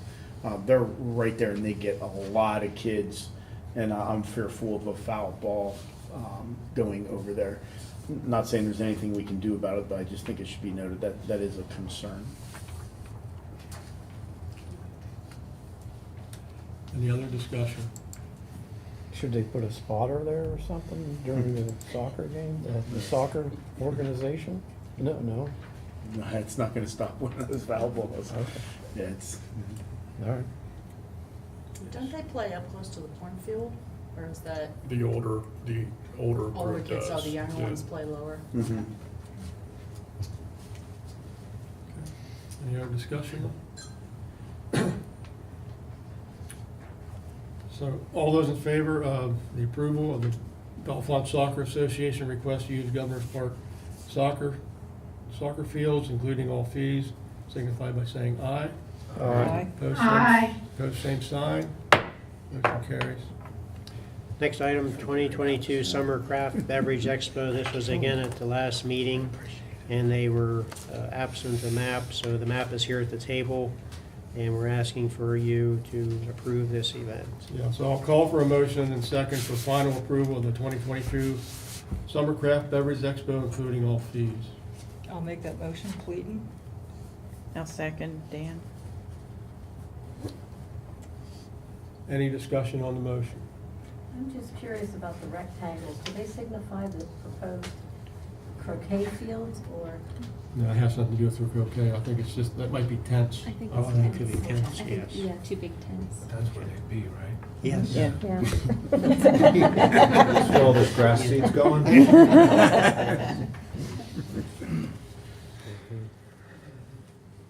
Any other discussion, questions?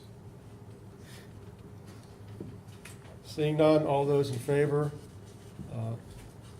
for final approval of the 2022 Summer Craft Beverage Expo, signify by saying aye. Aye. Opposed, same sign. Motion carries. Next item, Bellefonte Women's Club Saturday Night Movies. Again, something that's been done in the past, Talleyrand Park. There's 5 nights throughout the summer, requesting the fees be waived as well. It's a nonprofit and based in Bellefonte, looking for approval. So we're going to have 2 motions here to deal with. First, I'll call for a motion and second for approval of the Bellefonte Women's Club use of Talleyrand Park for the above-mentioned dates and for the free movies in the park event. So I have that as a I'll motion. make the motion, Johnson. I'll second McKean.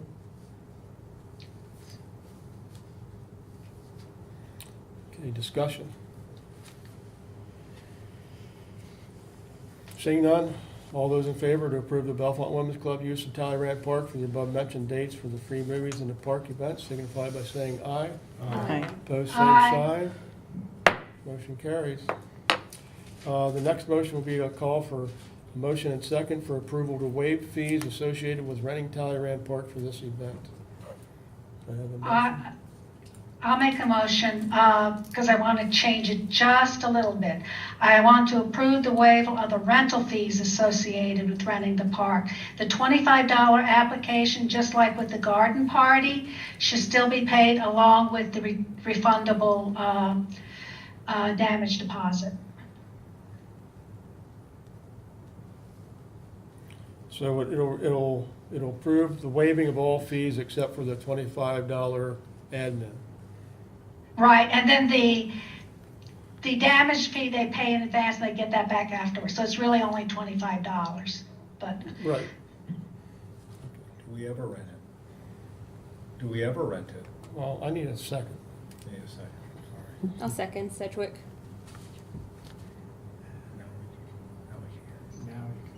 Now you can. Yeah. What's your I'm question? sorry, I didn't mean to slow No, it it's down. okay. I certainly would. I didn't want to second get that, lost in but- it. Well, now renting it isn't an option. Because we're not, did we ever rent it? That was my question. I'm not sure, you mean like for other events or weddings? or- Right, the use of it, the use of it. If a group would come to us and say, hey, we'd like to use it for a Easter egg hunt. Yeah, basically, with council's approval, we put on the calendar for the park, this event's scheduled for this time. So somebody could use it earlier in the day, and it doesn't interfere with this, or vice versa. But there's a lot of weddings that happen that you don't see, or, other activities. We try to coordinate so they don't overlap too much. And the nonprofit fees, we have had a policy since before I got on council, that if you were a Bellefonte-based nonprofit, you could ask for the rental fee to be waived, and that's what was being requested here. But we've never actually waived the application fee, because that deals with staff time and effort, so that's why that's still in there. Okay. Any other discussion?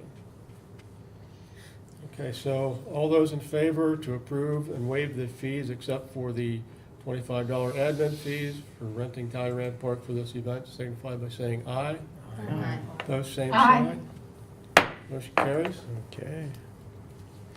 There's an email we received regarding snow removal. I tried to respond. Mr. Brackbill responded. Mrs. Purnell responded. Mr. Purnell, a couple of us. Yeah. So we're looking, Tried. I think the matter is, Mr. Brooks, I think, again, I said it earlier, does an excellent job. Just because some property owner is cited doesn't mean the snow is gonna automatically disappear from the sidewalk. Sometimes people are very negligent and they get cited multiple times. And then eventually they get the message. But I think that might be the case in some of these properties, but we did not receive an exact address. But I can assure you, Mr. Brooks does an excellent job. You see his reports. I don't think there's any question that he's not checking properties and that kind of thing. And at that time of the year, we don't know if somebody's out of town or not. That's and correct. aren't available at that point. That's correct. I don't mean, know. there are Not justifying it. but- Right, there's a few rare cases, somebody's away, I talked about one today, a snowplow goes by after the walk's cleared, the person's out of town for a few hours, gets a ticket. So there are occasional incidences like that. There isn't an appeal process that is in place, but we try to, we're concerned, when sidewalks aren't cleared, and we do pay attention to it. Are warning letters not signed before fining? It depends, if it's a once in a blue moon person, somebody that Mr. Brooks has not had dealings with, chances are it'd be a warning. If it's someone that's, kind of on the radar, so to speak, and that they know the ordinance and they're not abiding by it, they're just gonna get the citation, yeah. So the next item is just an informational newsletter from DEP. As you can see there, there's some links for information related to energy use or programs that they offer. That's all we have under written communications. Okay.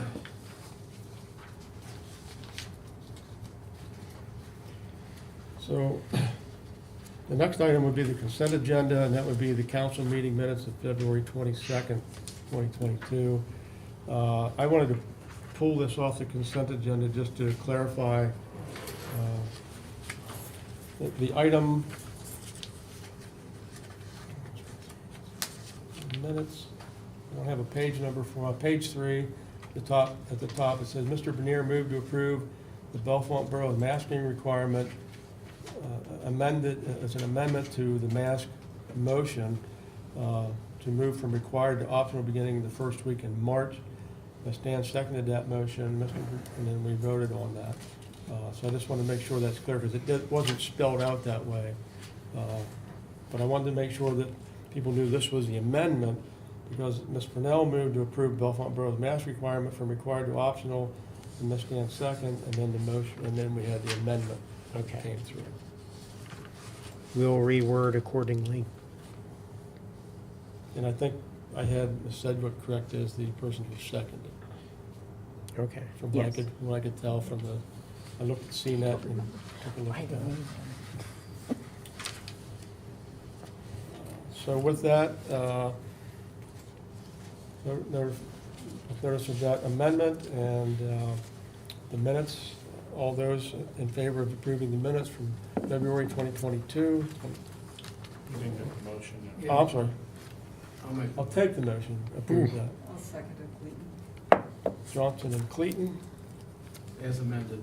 as amended.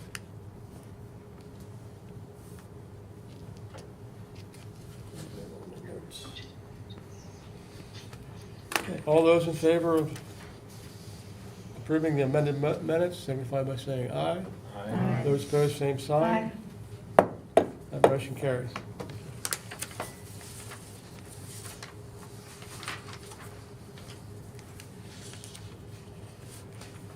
Now we go to reports. And there's no real reports except, I don't see the chief on here. You don't, nothing? Next week. Okay. Next, he's next Mayor week. Johnson. So for tonight, I would like to spotlight Miss Mia Thompson, and she is with the Bellefonte Alzheimer's Support Group. Alzheimer's Support is a free service that assists Bellefonte families who have loved ones with Alzheimer's disease or dementia. Through our free search tool and database of Alzheimer's care facilities, families in need of care for their loved ones can locate licensed care homes and communities in the Bellefonte area that are best equipped to provide care for their loved ones. I thought it was very interesting. It could be a tool that could be very useful to our community. So I'd like to thank Mia Thompson for reaching out to me, and if anybody would like more information on the Alzheimer's support, I'm going to get a link on my mayor page so they can go to that and help loved ones who are in need. Under Office of Community Affairs, there's, Gina did put some information in here. I wanted to just pull out a few things where there was, with the letter that came about the chickens, Gina put some verbiage in here of her support in keeping the ordinance as it is and not really going in and changing it or reducing fees or anything like that. So hopefully you took a look at that. I think I had it in my heads up I sent out on Saturday. The other issue I see, it's not really an issue, but Gina sends out some code information, and those are in the packet as well. But she also sends out this rental sheet that looks like this. And if anybody can read this, I'm not sure. But I think we could probably, if people are approving of it, that we could just let Gina know that it's, unless we ask for something specific, it doesn't make sense to put this together in the fine print that it's in. And maybe, you know, if we ask for something that's more specific to one or two areas of apartments or whatever, we have questions about it. But Nice. I just think it's, you know, it takes more time from her, you know, gives her more time back not to do this each month. And I thought we had talked about that before, but that would be my recommendation. Randy, I think we said maybe once every 6 months for that report, not every month, because, There was something there, I know we talked about. yeah, just so that we kind of have an idea what's going on, but we don't need that every single time. Right. But I think we have been getting it pretty regularly. Yeah. Okay. And there's no, the historical review board meeting was canceled. The planning agenda will be on February 14th in 2022. Yes. I just want to mention while we're here, it's somewhat related. We just got updated plans on the waterfront project. So we will have that on the agenda for the February 14th planning meeting.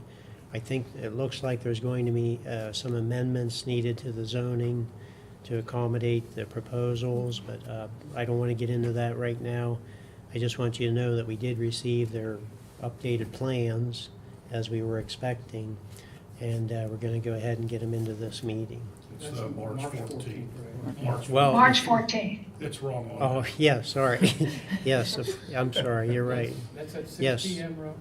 Yeah, no, 5 p.m. p.m., 5 p.m. On the planning meeting. Is that in person or is that strictly? They, I'll have to confirm that. They were virtual, so I don't know if they're gonna change that or not.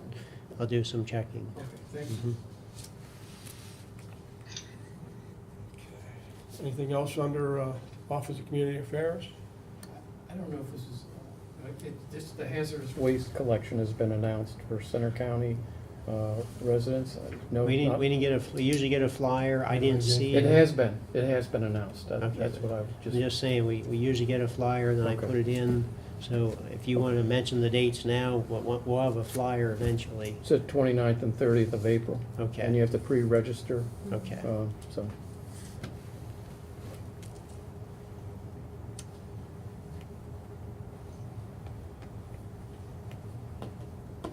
Okay. So we'll move into current and old business. Sure, the LERTA ordinance is an update. It's, just as Randy said, it's some old business we've been working on. I did note that we received the draft from the solicitor. I forwarded it to the school district and the county. The school district representative said that likely what we could be on the March 15th work session agenda. So that's my understanding at this point in time, that I would be over there giving an introduction or an overview of the draft. And then I'm waiting to hear about the county's actions and plans, but offering to go to their meeting if necessary and give an overview of the draft. So it's in the works. We'd like to keep things moving and try to get the 3 taxing bodies all in this, at the approval stage, hopefully pretty soon. Muster Lane. So on that, we had, I think we talked about this, but there was a council can act to Yes. consider. Thank you. And what I'll do is I'll call for a motion and second to add language regarding the LERTA being retroactive for a property owner who has obtained a building permit but has not started construction as of November 1st, 2021. I think that was the Okay, date yes. in the letter. Yeah. So we have I'll a make the motion. motion. Have a second? Second, Dan? Discussion? What I'll do is, Just one, I was just gonna say real quick, I'll add that to the current draft and update the county and the school district. okay. So just out of curiosity, how would this affect the negotiations with the county and the school board? I don't have a problem with doing it, I just want to make sure that it goes through and this doesn't cause a glitch. I can't answer that at this point. I mean, all we have now is a draft ordinance. There may be some questions the school board or county has once they review it. And, you know, we try to adopt the nearly identical ordinances if at all possible. You know, that's our goal. So I can't answer until we get the feedback from the other 2 taxing bodies. So let me put a devil's advocate in here for a second. Say they like it the way it is and they don't want to do the retroactive, what would we be doing then? I would bring that feedback back to council, then you can decide. Okay. Any other discussion? Okay, then, all those in favor of adding language regarding the alerted being retroactive for a property owner who has obtained a building permit but has not started construction as of November 1st, 2021, signify by saying aye. Aye. Opposed, same Aye. sign. Motion carries. Thank you. We did the Muscle Lane. Musser Lane composting guidelines, there was a committee put together, ad hoc committee for these guidelines. They were developed. They're in your information materials, and they're being, we put them on as a recommendation for approval.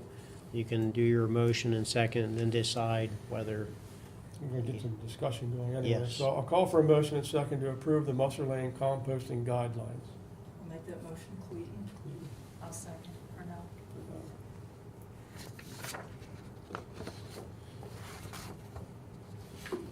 Discussions. Can we get in after 2 PM on Monday, Tuesday, Thursday, and Friday?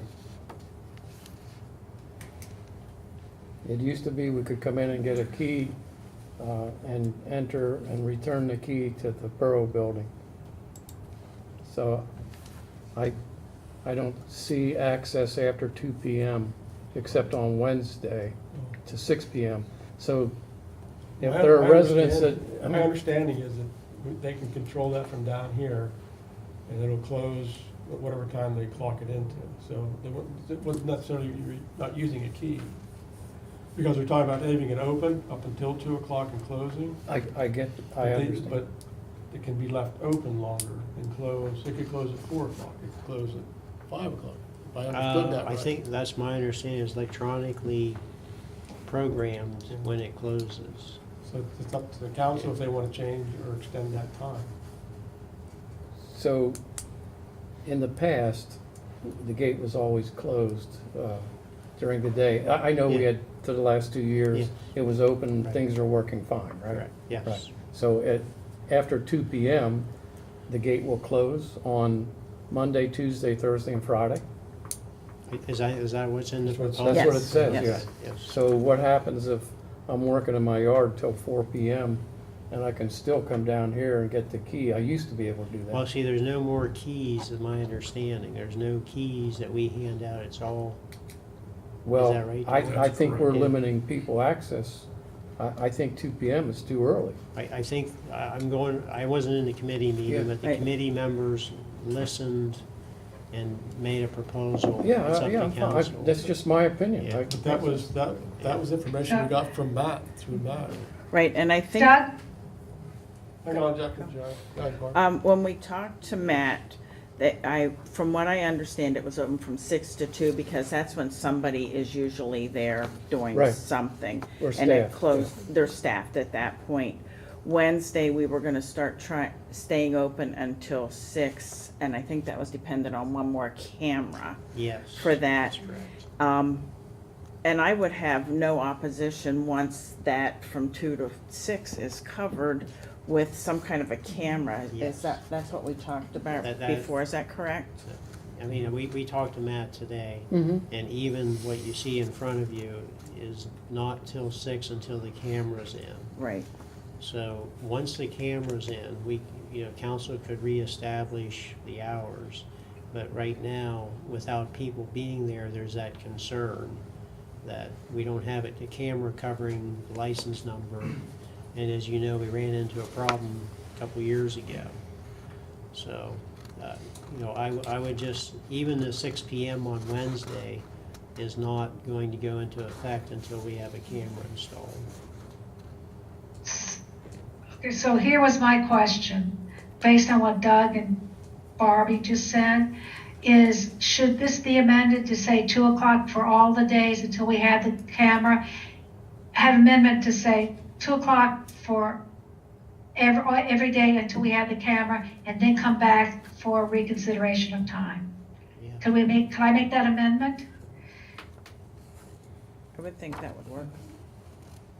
Yeah, I mean, we can, I don't know if we really need an amendment because it's, I mean, we have a motion to approve it as it is, but I guess if we need to do the amendment, we can just put the 2 PM in there So, for Wednesday too. okay, so why is Wednesday a special day?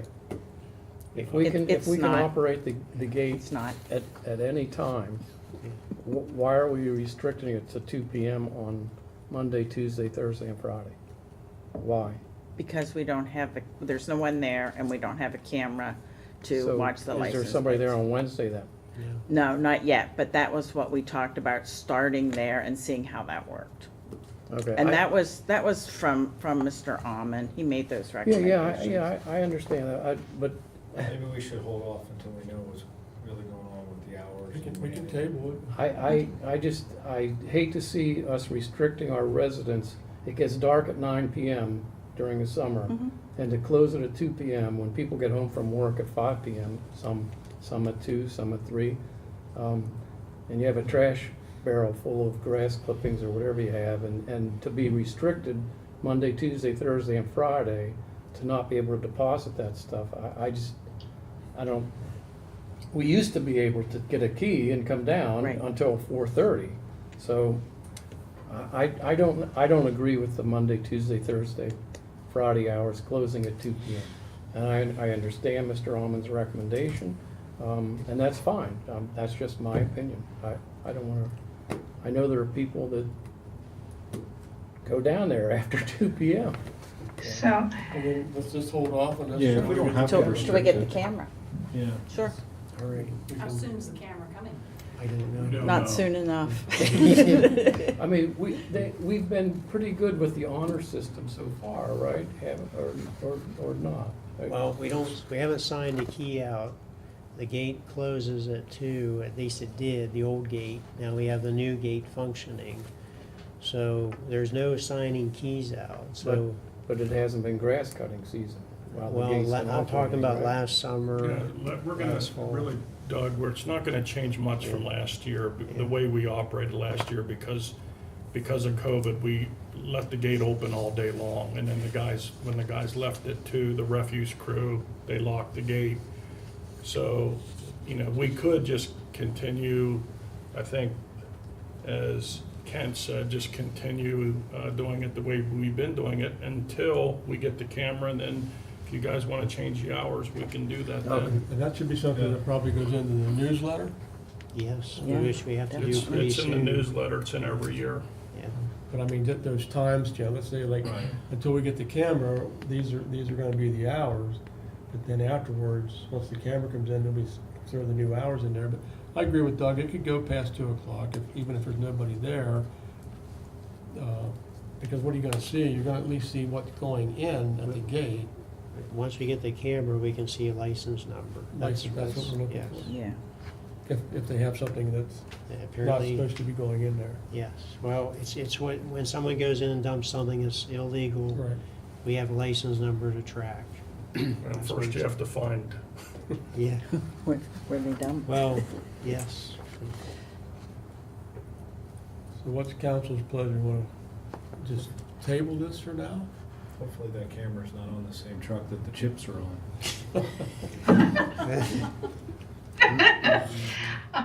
I'll move to table.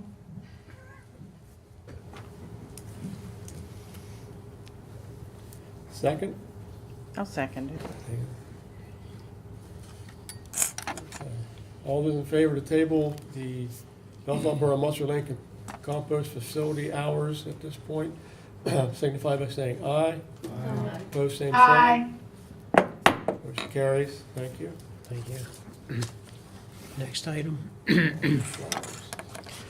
We talked about the ornamental flowers and that kind of thing in the work session. This is, of course, the regular business meeting where you can take some action on that item. And Randy can read over the motion. So we'll call for a motion and second, amending the related ordinance to allow for an exception to the 6-inch maximum height for flowers / ornamental plantings and not enforce the current ordinance while the amendment is being completed. I'll make that motion, please. Clayton? I'll second. One of us will second. Yes, Okay. either one's fine. Okay, so we have, Who motion, seconded it? I didn't motion by hear. Cleveland, Barbara. second by Dan. Dan. Okay. Thank you. Discussion. Seeing none. All those in favor of the motion to amend the related ordinance to allow for an exception to the 6-inch maximum height for flowers/ornamental plantings and not enforce the current ordinance while the amendment is being completed, signify by saying aye. Aye. Opposed, same Aye. sign. Motion carries. Next item. Liquid fuels. Liquid fuels, we're happy to report that the Center County government gets an allotment of the highway aid liquid fuels funding. They grant it out throughout the county. This year, as you were aware that the borough applied in the fall of the year. We just got word that we were awarded $25,000, which will go towards the overall streetscape project on South Spring, West Bishop, but primarily around for curbing work on Cherry Lane. It'll all be in conjunction with that project. Do you want to add anything, Dawn? No, that's I want to thank Dawn for doing the application. Very, very good job. Thanks. Okay, then go ahead with the boroughs. Boroughs Association, this is a new association, Center County Boroughs Association. We have a meeting planned for March 17th at 6 p.m. here in the council room. The association was just getting formed right prior to COVID hitting everywhere. And so we only really had one organizational meeting in 2019. And we're trying to reestablish this local association and all of that. So we scheduled for a meeting, as I said, next week on the 17th. And then part of the meeting is a reorganization. And I put on here who the current officers are that happen to be both from Bellefonte Borough and selected to go to the State Boroughs Association in one of these capacities. I'd like to make a motion to nominate as a board member he is right now, is our council president, Randy Brackbill, and a motion to appoint on the resolutions and policy committee a member, Barbara Dan.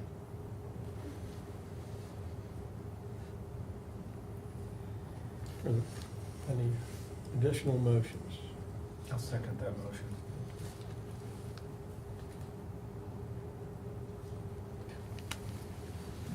Discussion? I think it's great you're getting this back together. Yes, now, what the motion goes through and all that, we go to the meeting and, we'll see what happens. Every borough has one vote, but at least we would know what the borough council feels or what the recommendations are at this point. That's great. Any other discussion?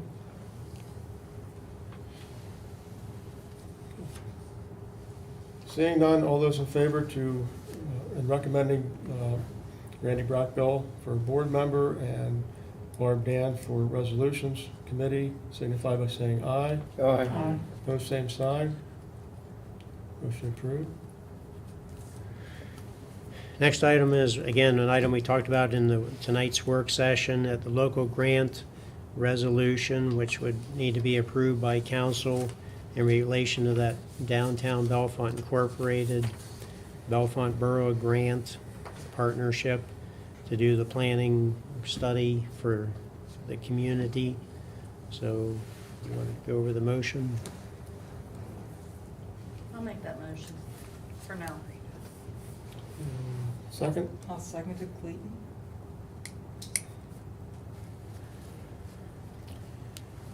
Discussion. I do have a question. Okay. Will someone from council be working with DBI through this process, or is it completely DBI? Have you had a conversation? My guess is, Barb, the way it would work is the borough will have, we'll be involved in the grant. Okay. Somehow, some way. through the participation process. But DBI will probably kind of spearhead working with the engineer, whomever they end up, contracting with. But we could, if, I would think that Gina would be part of it too, because Okay. she's working closely with them. Sure. I just didn't know exactly how that would work. Thank you. Any further discussions? Okay, all those in favor of authorizing Bellefonte Borough to apply for the DCED local share grant signify by saying aye. Aye. Aye. Same sign. Motion carries. Next item, there's information on the traffic light at Parkview Boulevard and Zion Road. The information related to, from Mark Hood, who is an engineer that PennDOT contracts with, their engineering firm, and they give advice for municipalities. And the comments are there about how a traffic light is warranted, and we're just trying to get some updates since there's some activity out in that area. So it's there for your review.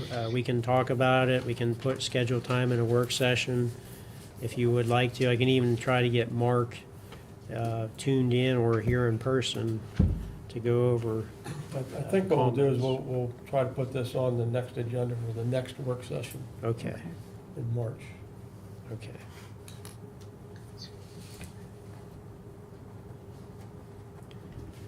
Okay, work session. Then similar, we also asked for comments about Crawford Lane, and you are all aware of the concern with traffic flow, high speeds, and so on, the stop signs. So likewise, there's comments there. Some questions about the stop signs at Hepburn and Crawford. He likes the idea of the stop bar being painted when the weather is permitting for that at Allegheny and Crawford. But we're going to do some research and see if we can find any ordinances related to stop signs going in. They've been there a long time, but I don't know how far back they go. And we can piggyback this onto the work session Okay, as well, since yes. it's the same person.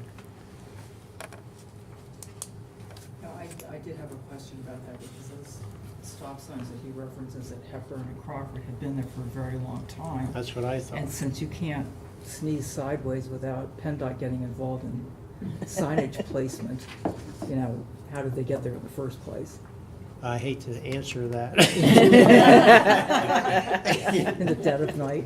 Yeah. No, I think council may have just went and did it. Now, Yeah. he did say, and prior to 1977, you could put a sign in and you were okay, or if it was existing before 1977. Yeah, so without knowing when those went in. That's why I say we're going to try to do some research. I thought it was it June 31st of 77? 76. Oh, excuse me. I remember. Good memory. Thank you. So, yeah, we'll see what we can find. Let's see here. Same small business. Yes. Small shops. Yeah, Small shops, banner. This was approved earlier in the year. We did not have the resolution at the time, so PennDOT requires a resolution, so that's what this is about. So I'll call for a motion and second to approve the shop small banner resolution number 03072-022-02. Have a motion? So moved. I'll second it, Clayton. Discussion? Seeing none, all those in favor of approving the shop small banner resolution number 03072-022-02 signify by saying aye. Aye. Aye. Opposed, same sign. Motion carries. New New business. business. New business. We have the Pennsylvania Boroughs Association policy resolutions. The reason I put it in there in your agenda is we have an opportunity as a borough, and then the Center County Boroughs Association has the same opportunity to adopt or pass any new resolutions and get them to the Boroughs Association by March 23rd. And then they go through a policy review process, as you're may be seeing that, the committee member Barb we just put on as this committee, they would review these resolutions that come in from various boroughs across the state. And they have a process they go through, then they actually vote on them eventually at the board, at the annual meeting, which is the next line item in May. But what we're really want to do is put this on the radar for this meeting. If you would like to propose a resolution, that'd be great. We do have one more meeting, that we could do a resolution at the next meeting if necessary. I would suggest if you have an idea for a resolution, to just email it in, and then we can at least get that on the agenda while we're putting the agenda together, and then we'll bring this up at the work session, that second meeting in March as well. Yes, I put in information of existing resolutions that are kind of in a standing mode, like local use of radar, it comes up every year. They already have that. So if you want to look over the list and you have something that's not on the list, that's what we're looking for to go through the process. And I think those resolutions, if I remember the meeting right, was they held those back because of COVID. So I think it says 2021. Yeah, That's why that could be. Yeah, we did. They did miss some annual meetings and votings, yes, because of COVID. Mhm. So the next item is. So just real quick, I just wanted to add something else. If we don't get it done by the March 23rd deadline, Pennsylvania Municipal League has a similar process that we could continue working on, because their submission date is later, because their meeting isn't until October. Thank you. Okay. The next item is information on the Borough Association's annual conference in May. If you're interested, please let me know. Happy to answer any questions you have, or kind of give you the rundown of what you typically, the sessions are like and all that. But the networking is very valuable. Members like yourself are there, and it's a very good opportunity. And, there is a cost to this, but if Barb and I are successful, our costs are covered by PSAG. So, Randy, that's wrong. Yours is. Barb's would not be. Mine was never covered. I'm sorry, I thought yours were. Pressure's all on you. Yes. No. I would, just for clarification, the borough generally picks up the cost that's permitted under the borough code. So when we're saying let us know and register, we're not saying you have to pay for the going to this education session. No, I just meant there were costs. Yeah. My feeling, what I was trying to say was, I get paid, I thought Barb did, I'm sorry. Took that Okay, I just like didn't that. know. But it gives people, it's gonna kind of be a first come, first serve, as to how much money we have to allow somebody to go. We always have a tight budget. We did get a subscription because we knew we had 5 new members coming on, so some of the sessions we're going to, or if you're interested, are actually discounted. And it only takes a couple sessions by the time we get our savings back. So if you're interested, let us know. And then the next item is to consider any items for the goals list to be added to that list. I had one. Okay. I had emailed Ralph about an idea that I had about possibly making, and for lack of a better description, like the little free libraries. Yes. Like kiosks for borough council or borough-related information that could be put up around neighborhoods for people to grab information, or maybe see, something posted about what's going on. And I don't have any real plans about it. That was just my beginning idea. That's good. That's Yeah. great. Yeah. So that can be added. Yeah. I wanted to mention, Randy, the Nittany Valley Joint Rec Authority also would like to come in to speak to council at the 321 work Yeah, session. I think I saw that, that's fine. We can fit them in.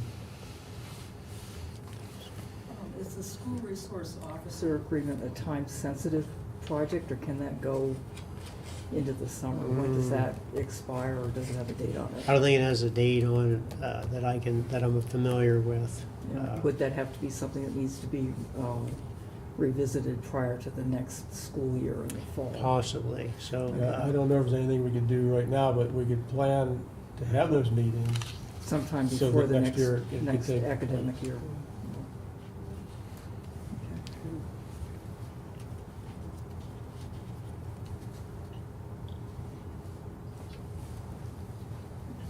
Okay. Anything else? I do. I noticed that the council retreat was either listed as completed or no longer active. I'm wondering if we could schedule something, I'm thinking in January after budget and all those things, as some type of a retreat to start to work on what we want to do for the year. And I think it might be better to set a date or a time, whether it's like the third Friday or Saturday of January or whatever, so everybody would be aware of it way ahead of time. It's a thought, that's what we had thought originally in this, and then. Yes, and then. We had the big change. So, we're still looking at, I think you brought it up before, Ralph, was having Lori here and Debbie or Berger, our tax collector, to come in and talk about financial things. And maybe we Okay. could plan that maybe beginning of May or something like that. That's a great idea.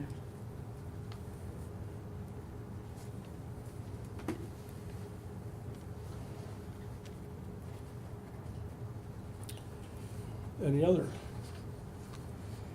Okay, seeing none, we'll go into the public comment regarding items not on the agenda. So if you'd like to come up and have something you want to talk about that wasn't on the agenda, you'll have 3 minutes. We're limited to 3 minutes, and we'll need your name and address.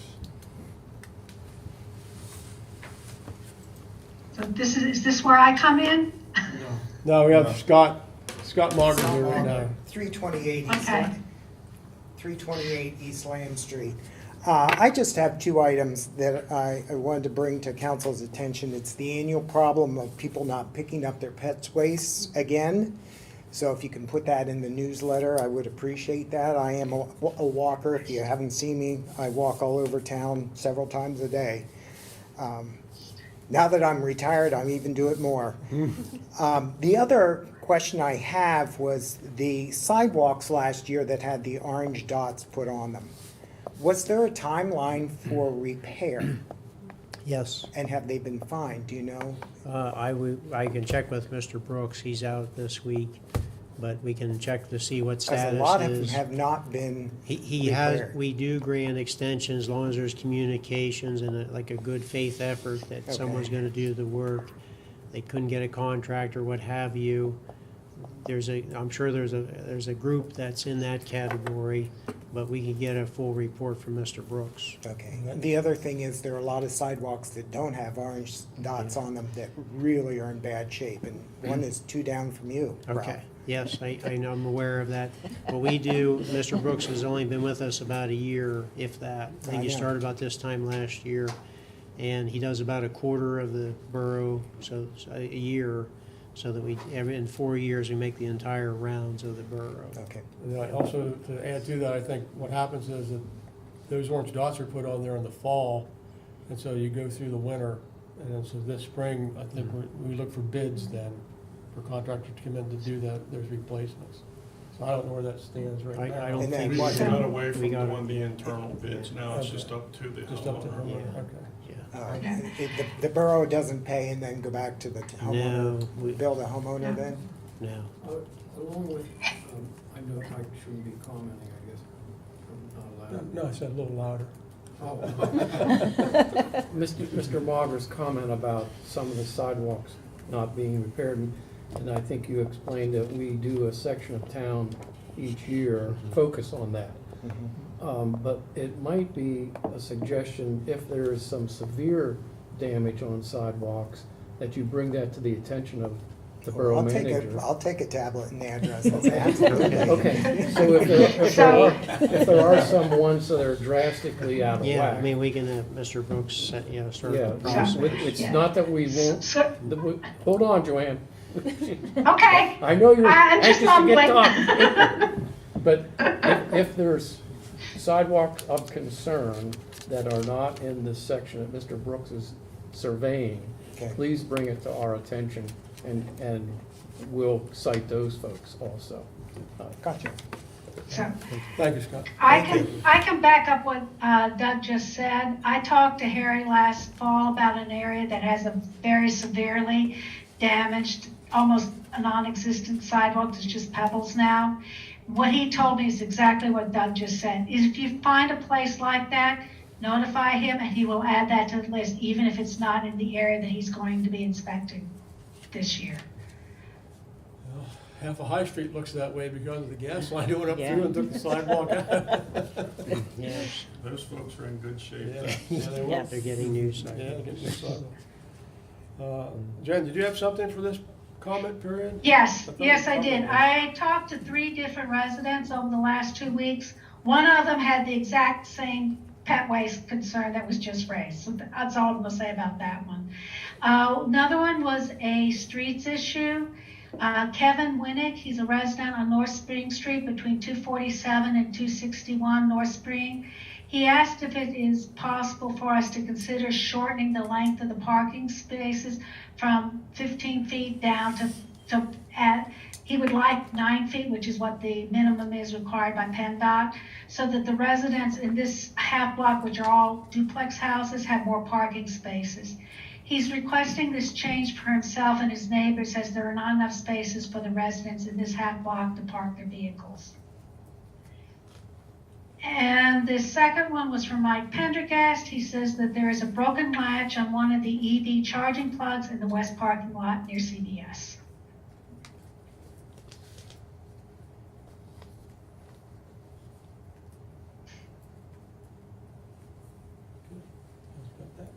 Anything else? Nope, that's it. Any other public comments regarding anything not on the agenda? Seeing none, I'll call for the adjournment at 8:31. Meeting is adjourned. We will be going into an executive session meeting immediately following this meeting to discuss real estate matter and security. Randy might want to ask for a motion. Have a motion to adjourn? Motion to adjourn. Second. Johnson or Dan, all those in favor, signify by saying aye. Aye. Opposed, same sign. Meeting is adjourned. Thank you.